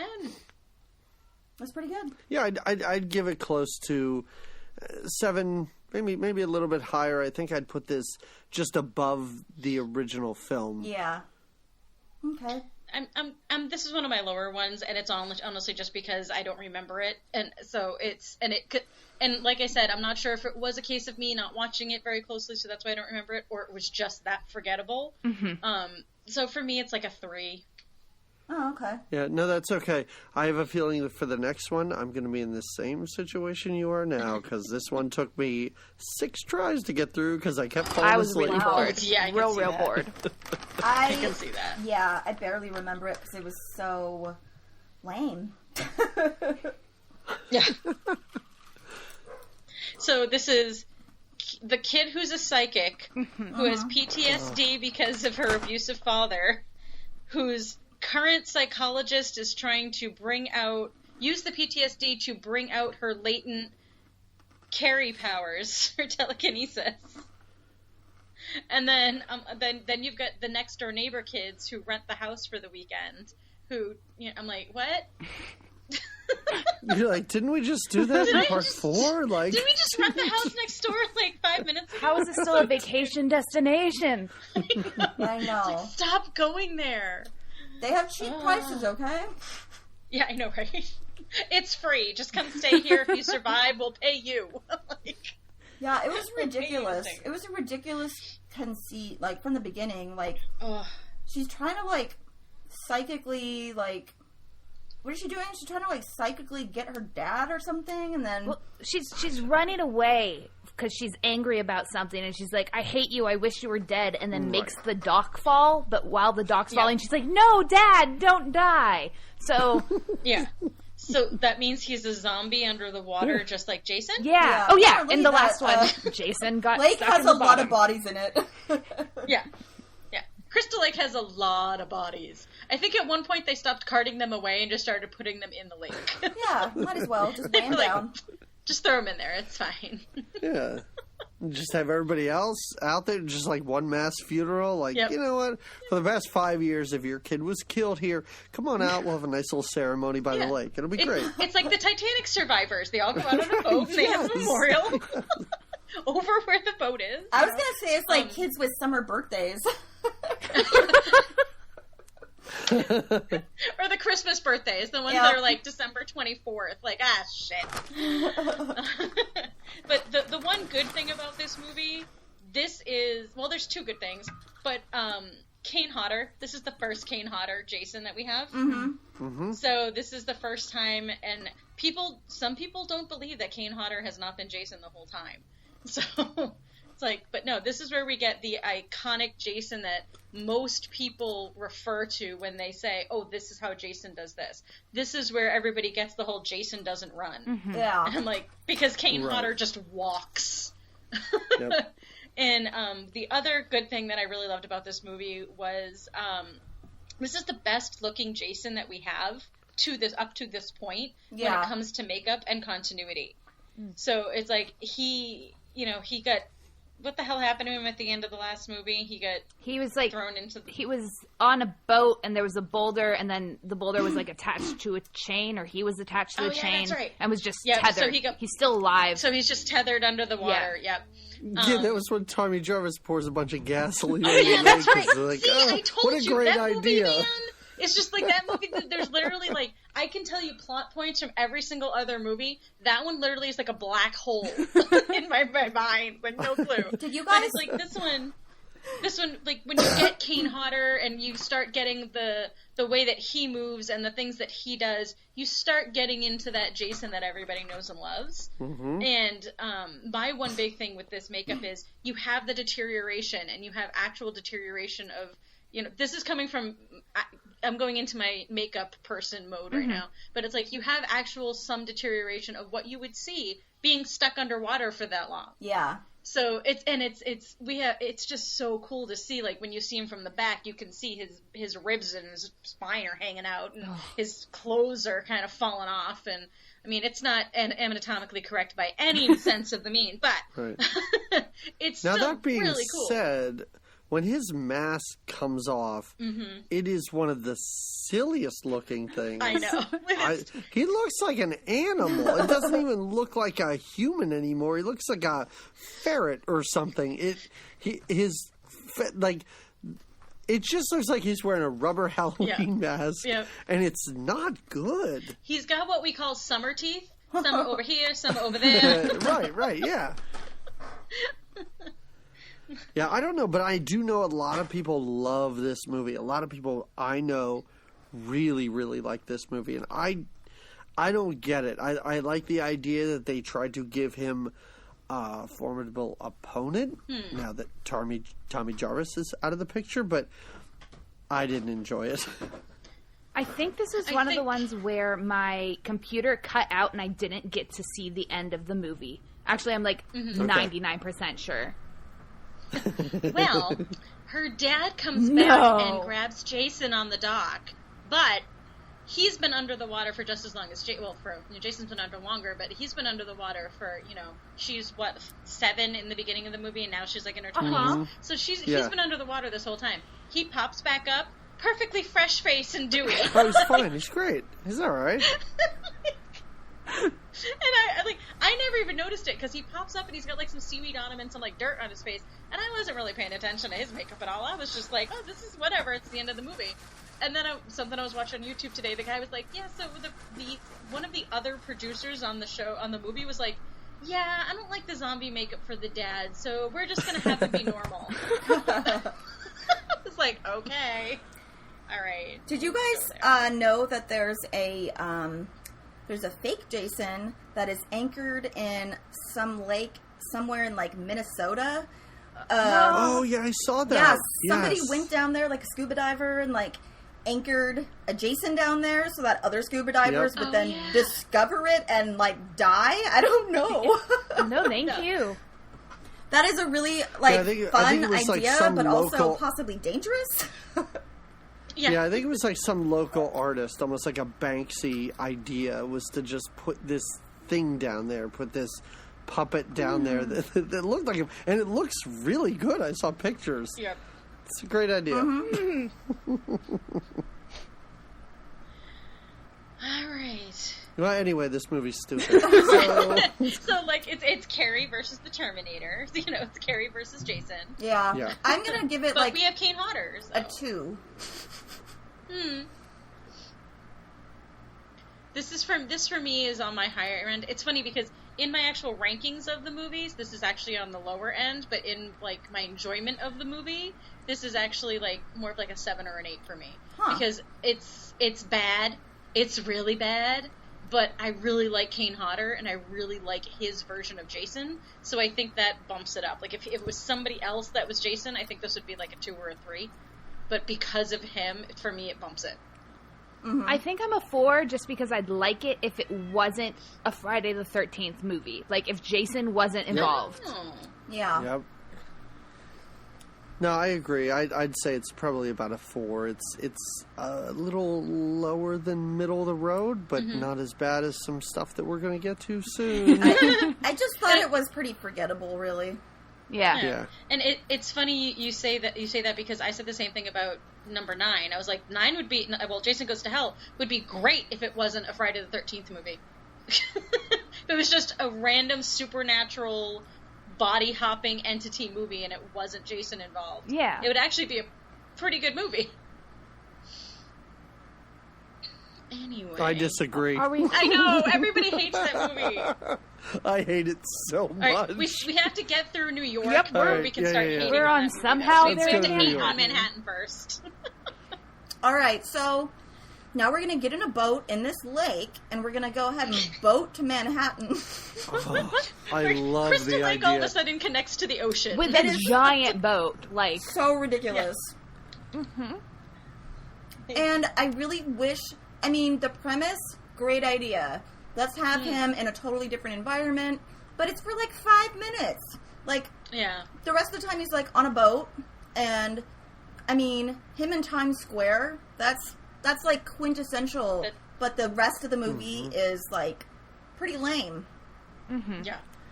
It is a little longer than I remembered him being in New York. Like, I feel like I've heard so many people be like, well, the last 5 minutes he's in New York. I was surprised that it was a good 25 minutes at the end of this movie. True. That he was there. And I did think the New York sequences were good. Like, I liked how he died at the end of this. I liked how he drowned that asshole teacher, whoever that guy is, in just like a big 5-gallon drum of goo. Like, I kind of enjoyed, and of course when he punches the guy's head off, that's great. All the shit on the boat is nonsense. Like, it's tough to watch. It is, yes. It was kind of grueling, really. Yeah, and it's like my big thing with the boat was you had like 4 or 5 students that we actually like followed, but you see scenes where there's like 30 kids on this boat. So you're like, so was Jason just like progressively going through and killing all these people, but we're only going to watch these 5 deaths because these were the really good ones? So it's like a highlights reel? Yeah, I know. It was so weird. Can't you just run around? Can't you just run around this boat and every now and then you just see a dead character somewhere? Or somebody opens a room and there's like a pile of bodies. Yeah. There, you've explained it, the end. Yeah, done. Nothing. Like, people are shocked. I went to a high school that was small. There was under 100 students that I graduated with, and people are shocked by that. On this boat, there's like 8 people. Like, wait a minute. My big thing with this movie, I mean, obviously it's just bad in general, but like my big thing with this movie was you have that shot in Times Square, and it is so good. It's so great. It's so good. But that's like the cherry on an onion flavored ice cream sundae. Like, it's so like it looked so good until I tasted it. It's like I just yeah, and it's like getting it. Yeah, it really is, and it's like it's a good payoff, but is it worth it? Not really. No. No. And the especially tease. because that's the only scene that they filmed in New York. They had storyboarded a bunch of stuff in New York, but that's literally the only thing they filmed in New York. Yeah. Everything else was filmed in Vancouver. So all of the other New York scenes were filmed in Vancouver. Yeah. So it's like, I can't even say you filmed it like on a pier in New York. Like you were there for a solid 20 minutes to film this Times Square thing. And the tease of this movie for the opening credits to run over images of New York, I was like, oh my god, this is so great. And then we're just back at that fucking campsite again. I know. Like, it's terrible. It's ridiculous. And it has like the best poster, you know. That poster, it looks the great. colors are fun. I actually used that poster for our new horror podcast. I used some of the colors. It's hard to explain. Anyways, it's like some of the wording on it has the colors for the gradient, and it looks so cool. Yeah, and it's like on paper, it's a great movie, but in what's the word? Practice. In practice, it's like, how could they have like fucked up this premise so phenomenally? Yeah. It does have the sauna hot rock death, which is pretty good, though. That got my attention for a little bit. Yeah, about this movie. Yeah, that's about it. Very forgettable. Yeah, so if I could rate this as 0, you know what? I'm gonna use my favorite rating for this movie. This movie is this movie is fuck this movie. That is my rating for this movie. I'm gonna give it a 3. Primarily because it was my first horror movie. I get 1 extra point. I'd give it a 3 as well, because I think there are possibly 2 to 3 movies that are worse than it that we have not talked about yet. Yeah. If I gave 3D a 3D, I'm giving this one a 2. Just because I was really happy to not be on land, but I wanted to be on land in a different place and not on this boat forever. Not on a boat. Right. All right, well, that was a big ol', anticlimactic movie of theirs. Yeah. And then, wait, what's next? 9? Oh, yeah. Hell. Jason Goes to Hell. So we're into the 2/3 that I did not watch, but I know about. I also did not watch 9 because I just could not bring myself to watch it. So, it's all on YouTube. Well, it might not even be on me, because I know I watched it, but I'm not sure I watched it. So, Hell's the one where he jumps between people, playing. I actually have it playing in the background right now, just on mute. Just on mute? Nothing looks familiar. And you still have no memories of it. No. Out of all of the movies, I think this might be the one that I have never watched any of, ever. Really? I remember, I kind of remember when it came out, because I remember, little edgelord children in school, oh, I saw Jason Goes to Hell, it was so badass, I don't know what year I'm, basing this in, but, and I remember seeing, I remember seeing, a clip of it at some point, because I don't know, I was like, oh, does he actually go to hell? Does he die? I really needed to know, because this was before, the next one. Just a movie of him, wandering through the circles of hell. I'd watch that. He's in Dante's Inferno. That would be so great. That would be, a weird, existential, absurdist thing. Yeah. We should make that movie, except, no, never. So, I don't know much of anything about it other than there's a bounty hunter, and they were thinking about making a movie about that guy recently. Yes, they are. They were thinking about bringing that character back and making the next movie in the series about that character. Because apparently, 20 years later, it's time. Yeah, it's time. It's time. Well, that all. I was kind of talking about it earlier, but that all kind of brings in the rights of the series currently. Not to segue all the way into that, but there's a big rights battle going on in a big lawsuit right now. So that's a character that's not really necessarily beholden to the IPs, so they can kind of get away with making a movie about that. But these are not Jason Goes to Hell and Jason in Space, otherwise known as Jason X, are. I hate Jason Goes to Hell, but I love Jason Goes to Hell at the same time.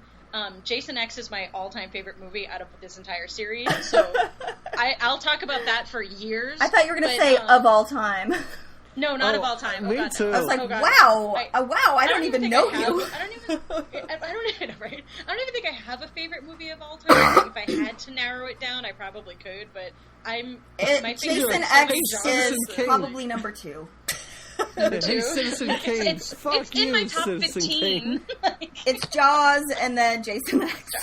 Jaws and then Jason X. Yes, that's how it goes. My big thing with Jason Goes to Hell, with my habit in life is not getting into something until it's already over or it's the last one. Yeah. So Lost, I watched the first season of Lost. I never watched another season until the very last season, and I only watched the last 5 episodes. I'm one of those people. I get into something at the last minute. I don't know. I don't know that you're doing this right. I'm not at all, and I don't know why I do it that way. But Jason Goes to Hell was one of those things where I was like, oh, this is going to be the official last one. It's the final Friday, I've got to go watch it. So this is the return of Sean Cunningham, who was the director and writer of the first one. I believe he wrote it as well as directed it, or was on the writing staff of it, because that's part of the lawsuit as well. But my big thing with this movie is that he came back and then basically completely erased the first movie and was like, no, that's not how Jason is. Jason is this body hopping worm thing that needs to, oh god, it goes on so many things. The reason I actually like this movie is because it is a love letter to like every horror movie ever made. There's the sheriff's last name is Landis. They're in the town of Cunningham. The jacket that the lead guy wears is actually the jacket from the Creeps movies. And the Necronomicon shows up halfway through the movie. It's like, it's ridiculous. Like, there's so many freaking references to horror movies. There's a Cronenberg reference in there somewhere. It just goes, I actually can't, there's a list I had somewhere at one point that had like all of them, and I cannot find it, but there was over like 45 different references to other horror movies. That's crazy. Yeah, and I mean, the biggest one, I know you guys may not have gotten to the end for the movie. Nope. The biggest one is that after Jason dies at the end of the movie, he gets dragged down under the sand, and Freddy's gloved hand comes up and grabs the mask and drags it down. Yeah, and that was supposed to be the predecessor to Freddy vs. Jason. Yeah. They're getting you excited for the movie that was going to be like 15 years later. Yeah, 15 years later. Thanks for so exciting in that movie. But something that I didn't know, which I found out watching Crystal Lake Memories, is it's Kane Hodder's hand. So it's Kane Hodder playing Freddy in the movie that Kane Hodder was playing Jason. So in that same movie, he plays Freddy and Jason. It's so we technically got Freddy versus Jason. It's like Incepta Jason. It is Incepta Jason. I was like, wait a minute. That is weird. I love the idea that he's like, no. Bring in a double to be Jason, because my hand, man, I gotta beat that hand. That totally makes me think of like Quentin Tarantino. Yes, right? So this is one of the weird things about this movie. I know there's a lot of weird things about this movie, but one of the weirdest things about this movie is there's a Friday the 13th TV show. Yeah. Has nothing to do with the movies. It's great, though. I love it. Have you guys seen it? I love it. Okay, I think I've seen it, but I don't remember it. I know it's about like curses and stuff. Yep. It's basically like Warehouse 13, if you guys ever watched that, where they have like random objects. That's basically, cursed object. Now we've got to go find it and figure out what's wrong with it. But this isn't a tangent, I promise. It loops back to Jason Goes to Hell. Okay. The guy who plays the lead in Jason Goes to Hell was the guy who played the lead on the Friday the 13th series. Oh. So okay. I didn't know that. Yeah, I didn't know either. I had no clue. And then I was like looking at him and I'm like, he looks really familiar to me. And I IMDb'd him, because that's what you do. And I was like, that's kind of a really cool, like, just amongst all the other Easter eggs that are in this movie, that's a pretty good one right there if people were actually paying attention. But this movie, hands down, would have been a great random supernatural body hopping alien movie if you got rid of Jason. Right, yeah. It could have been Invasion of the Body Snatchers without the screaming. I guess. Or like Fallen, remember that? Yeah. Oh god. As long as it's not Dreamcatcher, we're fine. Yeah. Let's never have anything be Dreamcatcher again. Oh, did you guys watch that and like talk about it? No, we're just now talking about it.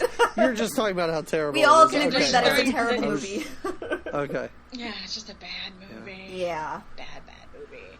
So, one thing I need to bring up about Jason Goes to Hell is the opening sequence. I don't know if any of you actually got... I know some of you guys said you didn't watch it at all, but like if anyone who did watch it, the opening sequence has what I call the magic towel. So the opening, 10 minutes of the movie is the FBI setting up Jason so they can kill him. And they have a really hot FBI agent who decides she's going to go into the house by herself and take a shower. And then she hears a noise. So she puts a towel on. This towel lasts through her. Now, she just tucks the towel in around the top. It lasts through her running down the stairs, running out to her car, doing the police slide over the hood of her car, running through the forest, tripping, falling, getting back up, running through the forest some more, getting caught in the clearance of trees, the FBI guy yelling, "Get down!" and her doing a jump, roll, barrel, flip thing over the line of FBI guys that are pointing guns at Jason. I want to know where she bought this towel. I want one. But see, here's the thing. This is like we talked about earlier. We are now into the 90s. Yes. We cannot see nudity on film. Yes. It is the worst thing. She had to take her underwear off from that shot from the calves down that you just see her underwear drop. Yeah. I'm like, every time I've seen this movie, I'm like, where did she buy that towel? I need that towel. Do you think this movie was informed by the X-Files? Probably. Oh, yeah. What I'm hearing about it sounds like X-Files. I don't know what year this movie came out, though. This was 93. Okay. X-Files was out then, right? 93? Yeah, and that was actually kind of like the height of started at September 10th, 1993. Yeah. So maybe somebody heard about X-Files was informed by this? I would like to think it wasn't. Me too. Yeah, no. No, but I understand if this was just a film on its own that had nothing to do with Friday the 13th, I think it would be serviceable. Much as in Part 5 was misguided in a way that I loved. This was a really, really difficult movie for me to latch onto. Like, it just didn't, and maybe it was because it was so different, but I really didn't. It's actually my second to last in the series. Like, I think if this could have been an episode of the Friday the 13th TV show, as a backdoor pilot for the show, you know, it's like, look at all this stuff we went through with Jason, with the book, with the body hopping, with the knife, with all of the stuff all of the lore that they set up in this movie, and then they get the knife, and the knife is the first object they get, and then it leads into the rest of the series. I think this actually would have kind of worked as a backdoor pilot, but it's just bad. Yeah. And again, if you're focused on these Easter eggs and nods to other films, it's just like, well, this is not successful. If you're not talking about the film itself and just how it pays homage to all this other stuff, well, that's not great. Yeah. And it's again, like, not only does she have the magic towel, but this random FBI agent, all of a sudden, as she's running through the woods, she starts off barefoot, and then all of a sudden she has hiking boots on with white socks. Wow. And then she has no shoes on, but she actually has like these little like ballet slippery things on. And I'm like, so you need to work on your framing, but where'd you get those hiking boots? Like, you got the magic towel and now these magic hiking boots. That's like, ridiculous. It's like, everybody hates on Jason X because it's Jason X and it's Jason in space, and it's bad. It is bad, but it's fun. Jason Goes to Hell is at least Jason X is fun. Yeah. Jason Goes to Hell is just bad. Oh, Jason X is super fun. Let's go there, because this is like, dog shit. Jason X is pretty damn straightforward. From what I know of Jason Goes to Hell, they added all this weird extra mythology, and like, there's like a special like dagger that kills him with like his family member or something. It just he has to be killed by a Voorhees or reborn by a Voorhees. And it doesn't have to be a live Voorhees. He gets reborn via a dead body. Yeah, that seems like they're trying to be Halloween. Yeah. Anywho, so do we even want to bother putting a number on it, or we just want to move straight to Jason X? Let's pretend it never happened. Okay. Okay. All that right. works for me. Jason X, so much fun. Oh, so much fun. You have Uber Jason, you have Lisa Ryder, who is one of my all-time favorite 90s actresses. You've got Lexa Doig, again, one of my all-time favorite 90s actresses. So it's like, and then everyone else can just go away, and I don't need the rest of the cast. I love the virtual reality aspect. Like, that was awesome. Fun. I mean, it's a stupid movie. It's not good, but I remember going to see it in theaters, and I think I was like on a date, and it was like, just, we laughed the whole time. It was just so much fun. It was ridiculous. You know, it's totally like, yeah, we jumped the shark like several movies ago, and now we're just like throwing shit at the wall and seeing what sticks. And I mean, I thought it was pretty good for especially the 10th movie in a franchise. Right. Right. And you know, it's an interesting idea. That's what this movie should be. Like, you should go to the theater to laugh. It's what people did, I assume, during Manhattan. It's what people did in Part 6, in Part 5, in Part 4. Like, that's what this series is now. So, thankfully, they realized that after Jason Goes to Hell. They're like, no, this is just goofy nonsense.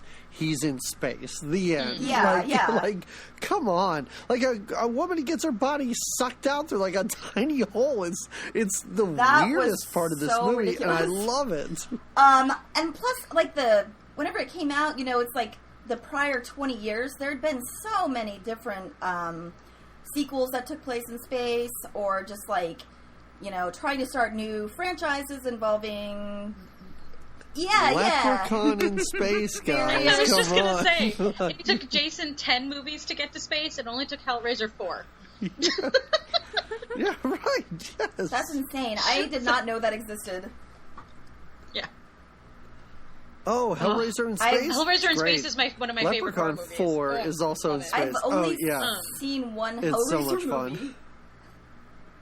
Yes, and it was Was it pretty one? recent, too. It was like a year ago. All right. I you're haven't good. seen any You're of the good. Hellraiser No, you're movies. good. Don't worry. I didn't like it. I didn't like it, you Just guys. watch the first All right, one and you you got it. The second one has some good visuals. The third one is super campy. Oh, yeah, the second one the is second fun. one's got really good visuals. The plot isn't really there, but it's got great visuals. And then, because you actually go to hell and you see a bunch of different things. But then the third one's just kind of... The third one... It's The third one's terrible. And the fourth one, everybody hates on the Yeah. fourth one because it's Hellraiser in space, and it has some really bad scenes, but overall it's actually a really good movie.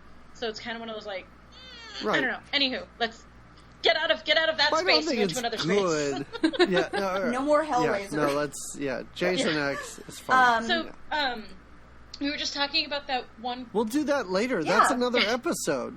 Hellraiser's the next episode. The next let's episode? say. That's pretty soon. I mean, next one we the have next to one do I'll it be here for. for. I will Yeah. happily Next one, do Hellraiser. another crossover at some point.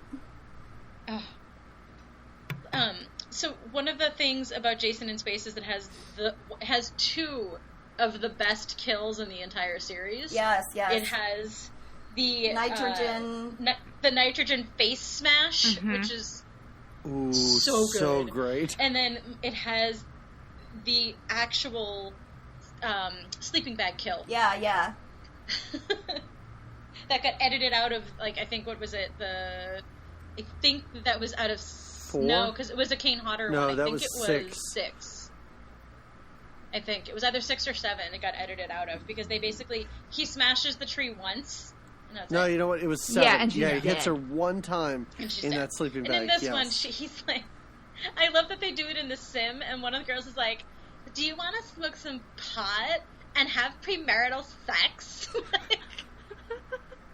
And then they get in, Yeah. they take their tops off, and they get in their sleeping bags, and all you see is Jason looking through his Uber mask, and he's just like, yep, I'm gonna kill you now. Like, you could just, like, hear his inner monologue. And it's so bad. But it knows that it's a stupid sci-fi movie. You know? And it never goes away from being a stupid sci-fi movie. It just always is in that realm. So it never, it never tries to be anything it isn't. And I think that's why a lot of people hate it, because they want it to be a slasher movie. And I'm like, it's not a slasher movie. It's the Tucker and Dale of the Jason series. Yeah. Like, Right. you know. And it's not even a slasher. It's just a Jason movie where they say, okay, let's put him in a sci-fi environment, and then what can we do with the surroundings or with this time period, and just sort of marry it to Jason killing people. It's just different, bizarre, unique ways for him to kill people for 90 minutes, and I will watch that. Absolutely. And I also think I'd have to look up where this was in the series of who the hell owned this movie at the time. But I also think this was one of those, oh shit, we have to make a Jason movie or we're going to lose the rights to it. Yeah. Like, that's what this reeks of. It was, you know? So it's wasn't like, it while they were waiting to be able to make Freddy versus Jason? Yeah. Yeah, I think that's what it was. In They the had weird to- limbo. Yes. Yeah. It was like they had to make something. But when I first saw this movie, I literally saw it because it was Jason in space, and I was like, I'll go see Jason in space, whatever. Then Lisa Ryder walked on screen, and I was like, I'm in. I'll watch it. I'm in. I love her. I think she's a great she was a huge, like, a Canadian actress in the 90s, and I used to watch her on really bad shows like Forever Night and things like that. And she was on Andromeda for all of that show when that was on. And what's funny is Lexa Doig, who's also in this movie with her, was the AI in Andromeda, and Lisa Ryder is the AI in Jason X. And I sat there and had a total fangirl moment of, oh my god! But it's just, like, it's everyone else in this movie, other than those two people, I've never seen in anything else. So I'm like, and I saw them in things outside of this in other various different shows. So I'm like, did any of these people ever go on to do anything? Did they? Was this one of those one and dones? Yeah, like, but I feel like you could ask that every single movie. Most of I feel these like every movies, single movie though, in this series has like one or two people that like eventually went on to have a career. Or even a minor career had something like, you know, but for the most part, everybody that was in one of these movies they've always been, you know, B actors, C actors, D-list actors, you know, they did one movie and have never done anything ever again, you know, and it's like, other than the various different stuntmen that have played Jason, because they've played multiple different parts in multiple different movies, I feel like anybody who was a camper or anything like that, you're just like, I don't know, no clue. Yeah. And I almost wish that you could bring somebody in who has no knowledge of pop culture, because I feel like they could pick out those performers. I feel like anybody that watches the fourth one would be like, who's this Crispin Glover guy? Because he is fucking killing it on every level. Like, I didn't recognize him as a young because guy. everybody else just kind of blends together. And I really enjoyed him. He was my favorite okay. part of the movie. He looks exactly the same. I know, but for some reason my brain just couldn't imagine him as a young person. Wait, sorry, wrong guy. Never mind, I'm an idiot. But like, and that's the thing too, is like with I knew it was him, but it took me a second again because I'm only ever used to seeing him with his hair split dead down the middle, and him having like, you know, the last movie I saw him in was frickin' Charlie's Angels. Like, I mean, like, he hasn't been in anything. So it's like, you know, and I mean, but so we were talking about David Cronenberg earlier and how Jason Goes to Hell is like one of the, you know, like love letters. So David Cronenberg's actually in Jason X. Yeah. And he flat out said, he's like, yeah, I'll do it if Jason will kill me on screen. That was like the stipulation for him to do it. So that's a pretty easy stipulation to fill, since he kills like 20 people in every movie.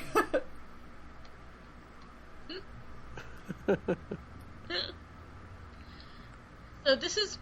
Yeah. All right, should we move on? I was just going to say, this is,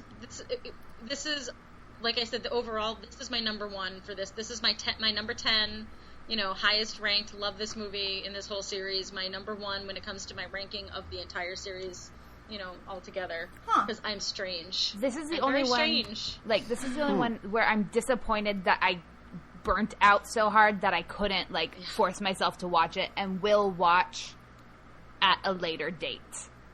This is one of those movies that on a Sunday afternoon, if I'm cleaning my living room, I'll throw it on and just leave it on in the background. Yeah. I've probably seen this movie like 18 times. Yeah. And it's literally just because it's like, oh, hey, you know what I haven't seen in a really long time? Jason X. I'll put that on. Yeah, I definitely owned it for a long time and would definitely, like, throw it on. Like, having people over, just like a weird movie to have on in the background. Yeah, I've seen it many, many times. Alrighty. Where are we going from here, kids? Yeah. Reboot? Yes. Freddy vs. Jason? No.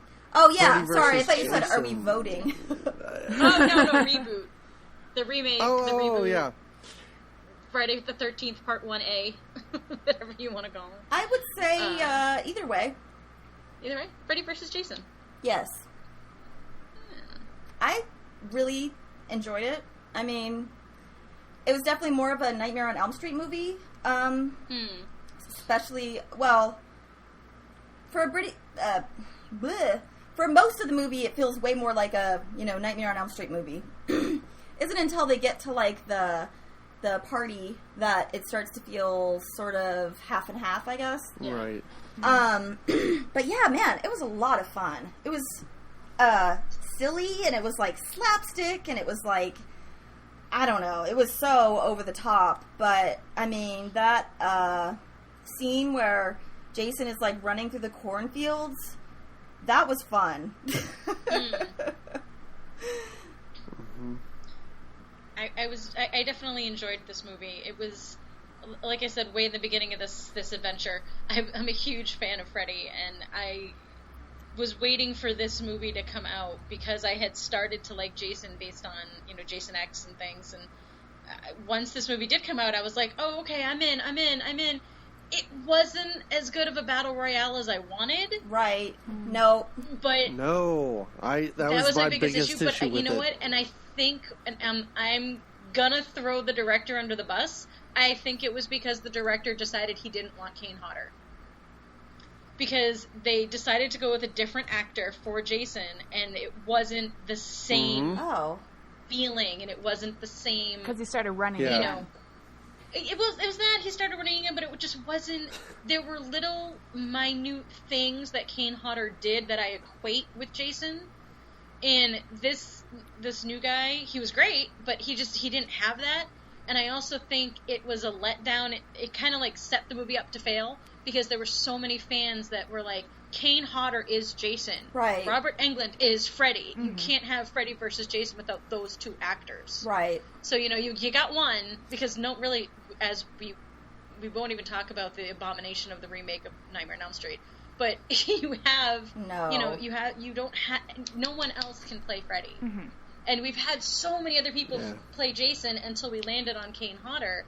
And Kane Hodder was the first one to embody the role and really think about it. And really, he was the first one to be like, no, I am Jason. I love being Jason. I mean, we have Derek Mears now, who is the same way. He's like, hands down, if I had to choose between the two of them, I would never be able to. Mm-hmm. And I could choose either one of them over any of the other ones, but I could never pick either one of them against each other. But I just feel like Freddy vs. Jason could have been so much better movie if you had the right Jason. Yeah. I kind of wish they hadn't brought in the whole, the hospital part. That was so weird. It was kind of like... Yeah. It was just too much of a... They were trying to give it, like, way too much of a backstory. It was almost like they were trying to make a sequel to a Nightmare on Elm Street that didn't exist. Didn't exist yet. It was weird because it's kind of like throwing you into this Freddy universe, but, the girl's talking about how her mom was murdered by, whatever, and, it was just kind of weird. I just don't think it needed all that backstory, because it kind of, I don't know, it took me out of the fun zone when they're just, like, talking about, like, pretty fucked up, depressing stuff. Like, her boyfriend got sent off to, like, a, mental institute, basically, for a couple years. That part was really detraction from the, just pure, like, ridiculousness of it. And I really, really, really hated the Freddy voiceover, where he's, like, describing their, like, oh my God, who they are and stuff. It's like, if you're watching this and you don't know who they are, I mean, why are you watching this? Like, you have no clue who these characters are by now, then you should probably start at the beginning and then come back later. That, I just recently watched this, like, a couple days ago, and that voiceover was, like, so grating this time around. I was like, this is, like, super silly. Like, they're trying to make it sound all, like, dramatic and stuff, but it was, like, dumb. It was dumb. Yeah, this movie made me, like, angry. Because I feel like you had talked earlier about the idea or it falls off of the new Jason. I just feel like the idea, if it's not going to work for 10 years, just don't do it, because there's no way to take these two worlds and marry them in a way that is satisfying at all. Like, I enjoyed the final battle, kind of, like, but really, by that point, I was so out of it. Yeah. I didn't care. I like these characters individually on their own. I don't see any reason for them to meet at all, other than some weird, like, horror masturbatory nonsense. Like, like, it just seems so forced. Like, Alien versus Predator. It's okay, that was a classic. How dare you? It really didn't work for me. FBJ, AVP, Yeah, I mean, the mashups, they do get really, like, silly, especially when they make no sense whatsoever. And the plot they came up with to, like, put these two together, it was really ridiculous. Like, somehow, like, it made no sense. Like, Jason's gonna start killing people, so then somehow they're gonna be able to bring Freddy back that way. It made absolutely no sense. I mean, it was stupid, but it was still fun. Yeah. Yeah. And, I mean, I appreciate that we got like a half an hour of a fight scene. It wasn't like, Yeah. Jason Takes Manhattan, where you're in Manhattan for 5 minutes. You got a solid fight scene, and you got solid fighting. Like, it wasn't like, let's cut away from the punch, or let's cut down the gore. Like, you cut Freddy's arm off and then beat him with it. Like, That's true. They like went for it. And it's like, this movie did have the worst line in the entire franchise. I'm sure you all know what I'm talking about. Which one? There were a lot of them. How sweet dark meat. Dark meat. Oh my god. I was groan-inducing, like, literally out loud, like, in the movie theater, probably. Yeah. There was. It also. The girl who played the. Oh, sorry. Go ahead. It also, like, left the door open, like, in another 10 years there's going to be part 2, No, thanks. I know. Well, that's. No, stop it. I know. Stop They can't just end it, No, I know, and I can't remember what documentary I was watching on it. It might have been Crystal Lake Memories, I'm not sure. It was either Never Sleep Again or Crystal Lake. It was one of the two of them. Somebody said that they couldn't alienate one set of fans versus the other. Right. So they couldn't have Jason definitively win or Freddy definitively win. So that's why they had that little wink at the end. Yeah. So literally that little wink at the end. And, I mean, Robert Englund has flat out said, like, he did a Halloween Horror Weekend, I think, a couple of years ago, that he put the makeup on, and he said flat out, I don't want to ever have to put this makeup on again. Huh. So I don't know if you would have to get somebody new to play the character. I don't think he would ever do it. I mean, honestly, if you paid him enough, he probably would. Yeah. Because pretty much anybody would. But I just don't know. And it's one of those, I like it where it is. I like it for the campiness that it is. It can be in its own little, world over there in the corner, and and that's fine. But it doesn't have to be canon for either of the two series. Yeah, I mean, you gotta kind of know when to fold them. Yeah, exactly. Like, Bruce Campbell recently retired as Ash forever. Yeah. And I was sad, but I was like, that's fine, because I don't want to see him being Ash when he's, like, 75. Exactly. Like, the very first shot you see of Ash in the Ash vs. Evil Dead show is literally him strapping himself into a giant leather girdle. Yes. So, I mean, they've already played up to the fact that he's older. He's still is an idiot. But, he's just, you can't. You can only play the part for so long. Right. Before you have to pass it off to somebody else. Yeah, we don't need Robert Englund to be, like, breaking a hip in 10 years and, like, exactly. Freddy versus Jason Part 2, I think that he can continue going on being cameos in, like, a horror movie every year, and that'll be fine. Yeah. I love when he shows up randomly, like when he randomly shows up in movies that you would at least like completely not expect him in, and then he's just there, and he's just in the background. Right. And you're like, hey, Yeah. hey, what's going on?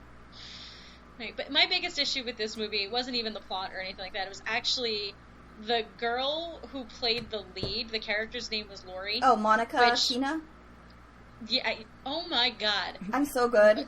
Yeah. She was really popular back then. She was in a ton of movies. She was in a ton of movies, but for this Oh, yeah? movie, I was like, can you just give her the wall so she can chew on it? Yeah, I Like, know. She was not just- good. oh. She was, like, really, like... She was, like, hysterical, like, the whole movie, basically.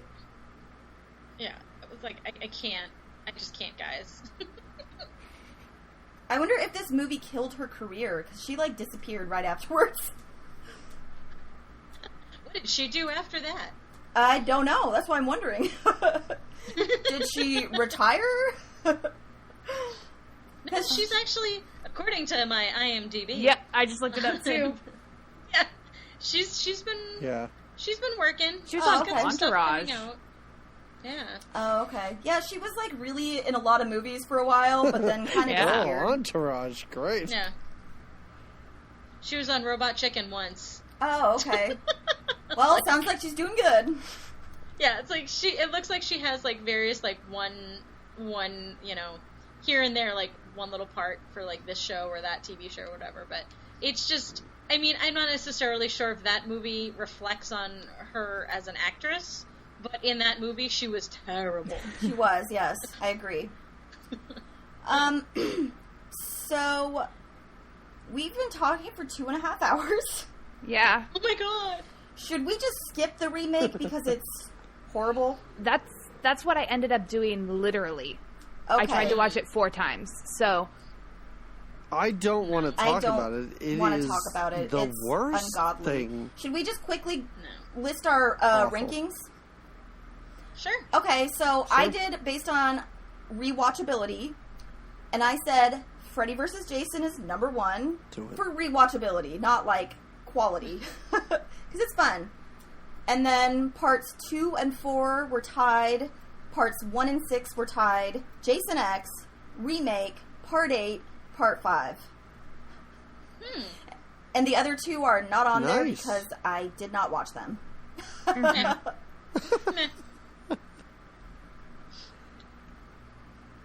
All right, I'll go next. I have part 4, part 6, part 1, 3, 5, 2, Jason X, the one with the 7. psychic, what is that? 7, Freddy vs. Jason, Manhattan, Jason Goes to Hell, and the remake is terrible. It's not even on the list. It's just terrible. It's just terrible. I have Jason Lives and then the final chapter close together. Part 1, part 2, The New Blood, then part 3, but I've kind of switched that since we've talked about it. A New Beginning, just because I both lost the feed and the plot, according to my notes. Jason Takes Manhattan, which I could not finish. Couldn't force myself to do it. And then I didn't get to see X or Hell or Freddy versus Jason on this go around. Oh, man. I will in You the missed- future. You Oh missed no! 2 that are actually watchable. I'm You'll going be to fine. watch Okay. Jason X. But Watch Jason X. Yeah. If you have to watch one I was of those, at the point watch where I was Jason watching X. 2 Friday the 13th a day, and Yeah. Oh. I needed to stop. And then last, because it's the last I can rate, was the remake, which I could not stomach. Couldn't do it. Hated every character. Yeah. Couldn't do it. Yeah. It was just soulless. Like, that's how I would describe it. It was, like, empty, you know? It was, like, an empty, like... It was just empty. It was just... It did not pack any punch. I mean, it was just so fucking generic. Yeah. Yeah. They were trying too hard to keep what the first one created Yeah. and add too much new stuff, and they just couldn't blend it together. Yeah, it was...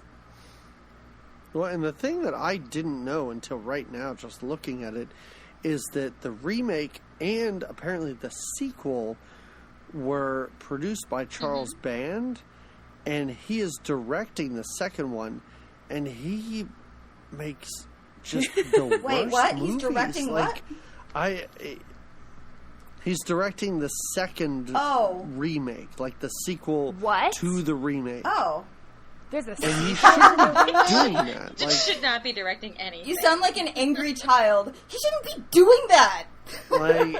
No. That's really weird. Like, he made Ghoulies 1 and 2, and maybe even Ghoulies 3. Like, just quit while you're mildly ahead. Good news. The movie sequel was canceled as of March 23rd. Yeah. Oh, great. Oh, I didn't know that. Guys, this is it. We went through the whole series. There will never be another one. And we'll never speak of it again. Right. So, if you watch one movie this year, go see Hereditary. But if you watch two, watch Jason X. Watch Jason X. Josh Jason X. Yeah, because like I said, guys, I rank Jason X as my number one movie, and it's like, and it's funny because when I was going through, it's like I have 10, 3, 4, 1, 2, Freddy vs. Jason, and then 5, 6, 7, 8, and then I couldn't put 9 anywhere. Like I couldn't put Jason Goes to Hell anywhere because I couldn't decide if I liked it or if I hated it. And so I think I'm gonna tie it with Freddy vs. Jason. Mm-hmm. I do like it, but I like it for the wrong reasons. Come on. There's nothing wrong with that. It's okay. I like it for the wrong reason, so I think I'll tie it right in the middle with Freddy vs. Jason. But the reason... It's okay to like a bad movie. Okay. Obviously, since we just discussed 12 bad ones. 12 bad movies. So yeah, basically what's going on right now is, I talked about it a little bit earlier, Friday the 13th is in a big lawsuit right now. The entire IP is basically being...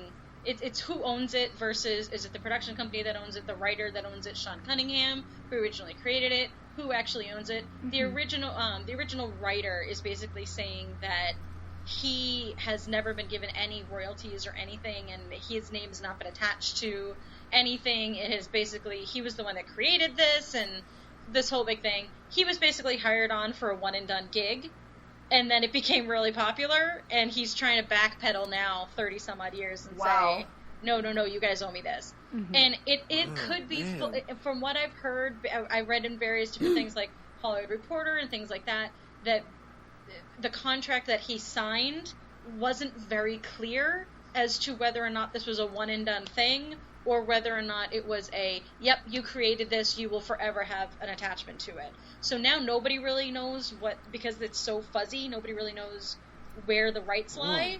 So the video game has to stop production. They will no longer be making any new updates to the video game. Any sequels that have been planned, any new versions of any movies, any reboots, anything like that, all are canceled. I believe it goes even as far as into the comic books. Anything that has the Jason face on it, like licensing on it for media, I believe you're done. So like the Freddy versus Jason versus Ash versus the Evil Dead, like all those comics, I think they have to stop. Wow. But like the only reason I found out about it was because I got I was a backer for the video game, and I got an email 2 or 3 weeks ago that said we will no longer be able to update the game. We will we will update the game to fix bugs and things like that, but we're not going to be able to add the extra Jasons that we've been planning on. We're not going to be able to add the extra characters and the extra, things from various different movies that we've been promising for, the decade that we've been working on this game. Oh, wow. So, and it's all because of this lawsuit. So it's... If this goes to court, is there a way to sign up to be on the jury? Because this is the boring shit that I would love to hear. Same thing. So it's like, and once I got that email, I was like, what are you talking about? I haven't heard that there's a lawsuit going on. You would have thought that one of the plethora of horror podcasts that I listened to would have said something. I was like, what the hell? So I went into like deep dive research mode, and I was like, oh, really? But again, same thing. I would love to be a fly on the wall to find out like all this, but it all goes down to you have to read your contracts before you sign them. Read all that paperwork. I would love to hear like a fancy lawyer talking about Jason Voorhees. Like, on the record, like, this hockey masked killer, who did come up with this idea? Who came up with this? Whose was it? Yeah. Oh my god. So that's the basics as to what's going on with that. Which, on the one hand, it sucks because we're not going to get any new Friday the 13th anything until this is settled. On the other hand, we're not going to get any Friday the 13th crap until this is settled. So, although it would be nice if they would make a 13th Friday the 13th and just never make another one. I know they were planning on, making the 13th and having it be like a total reboot. I read somewhere, but that was originally set for this year, and then all this stuff happened, and then I read it was set for 2020, which would be the 40th anniversary. So, whatever. I don't care anymore.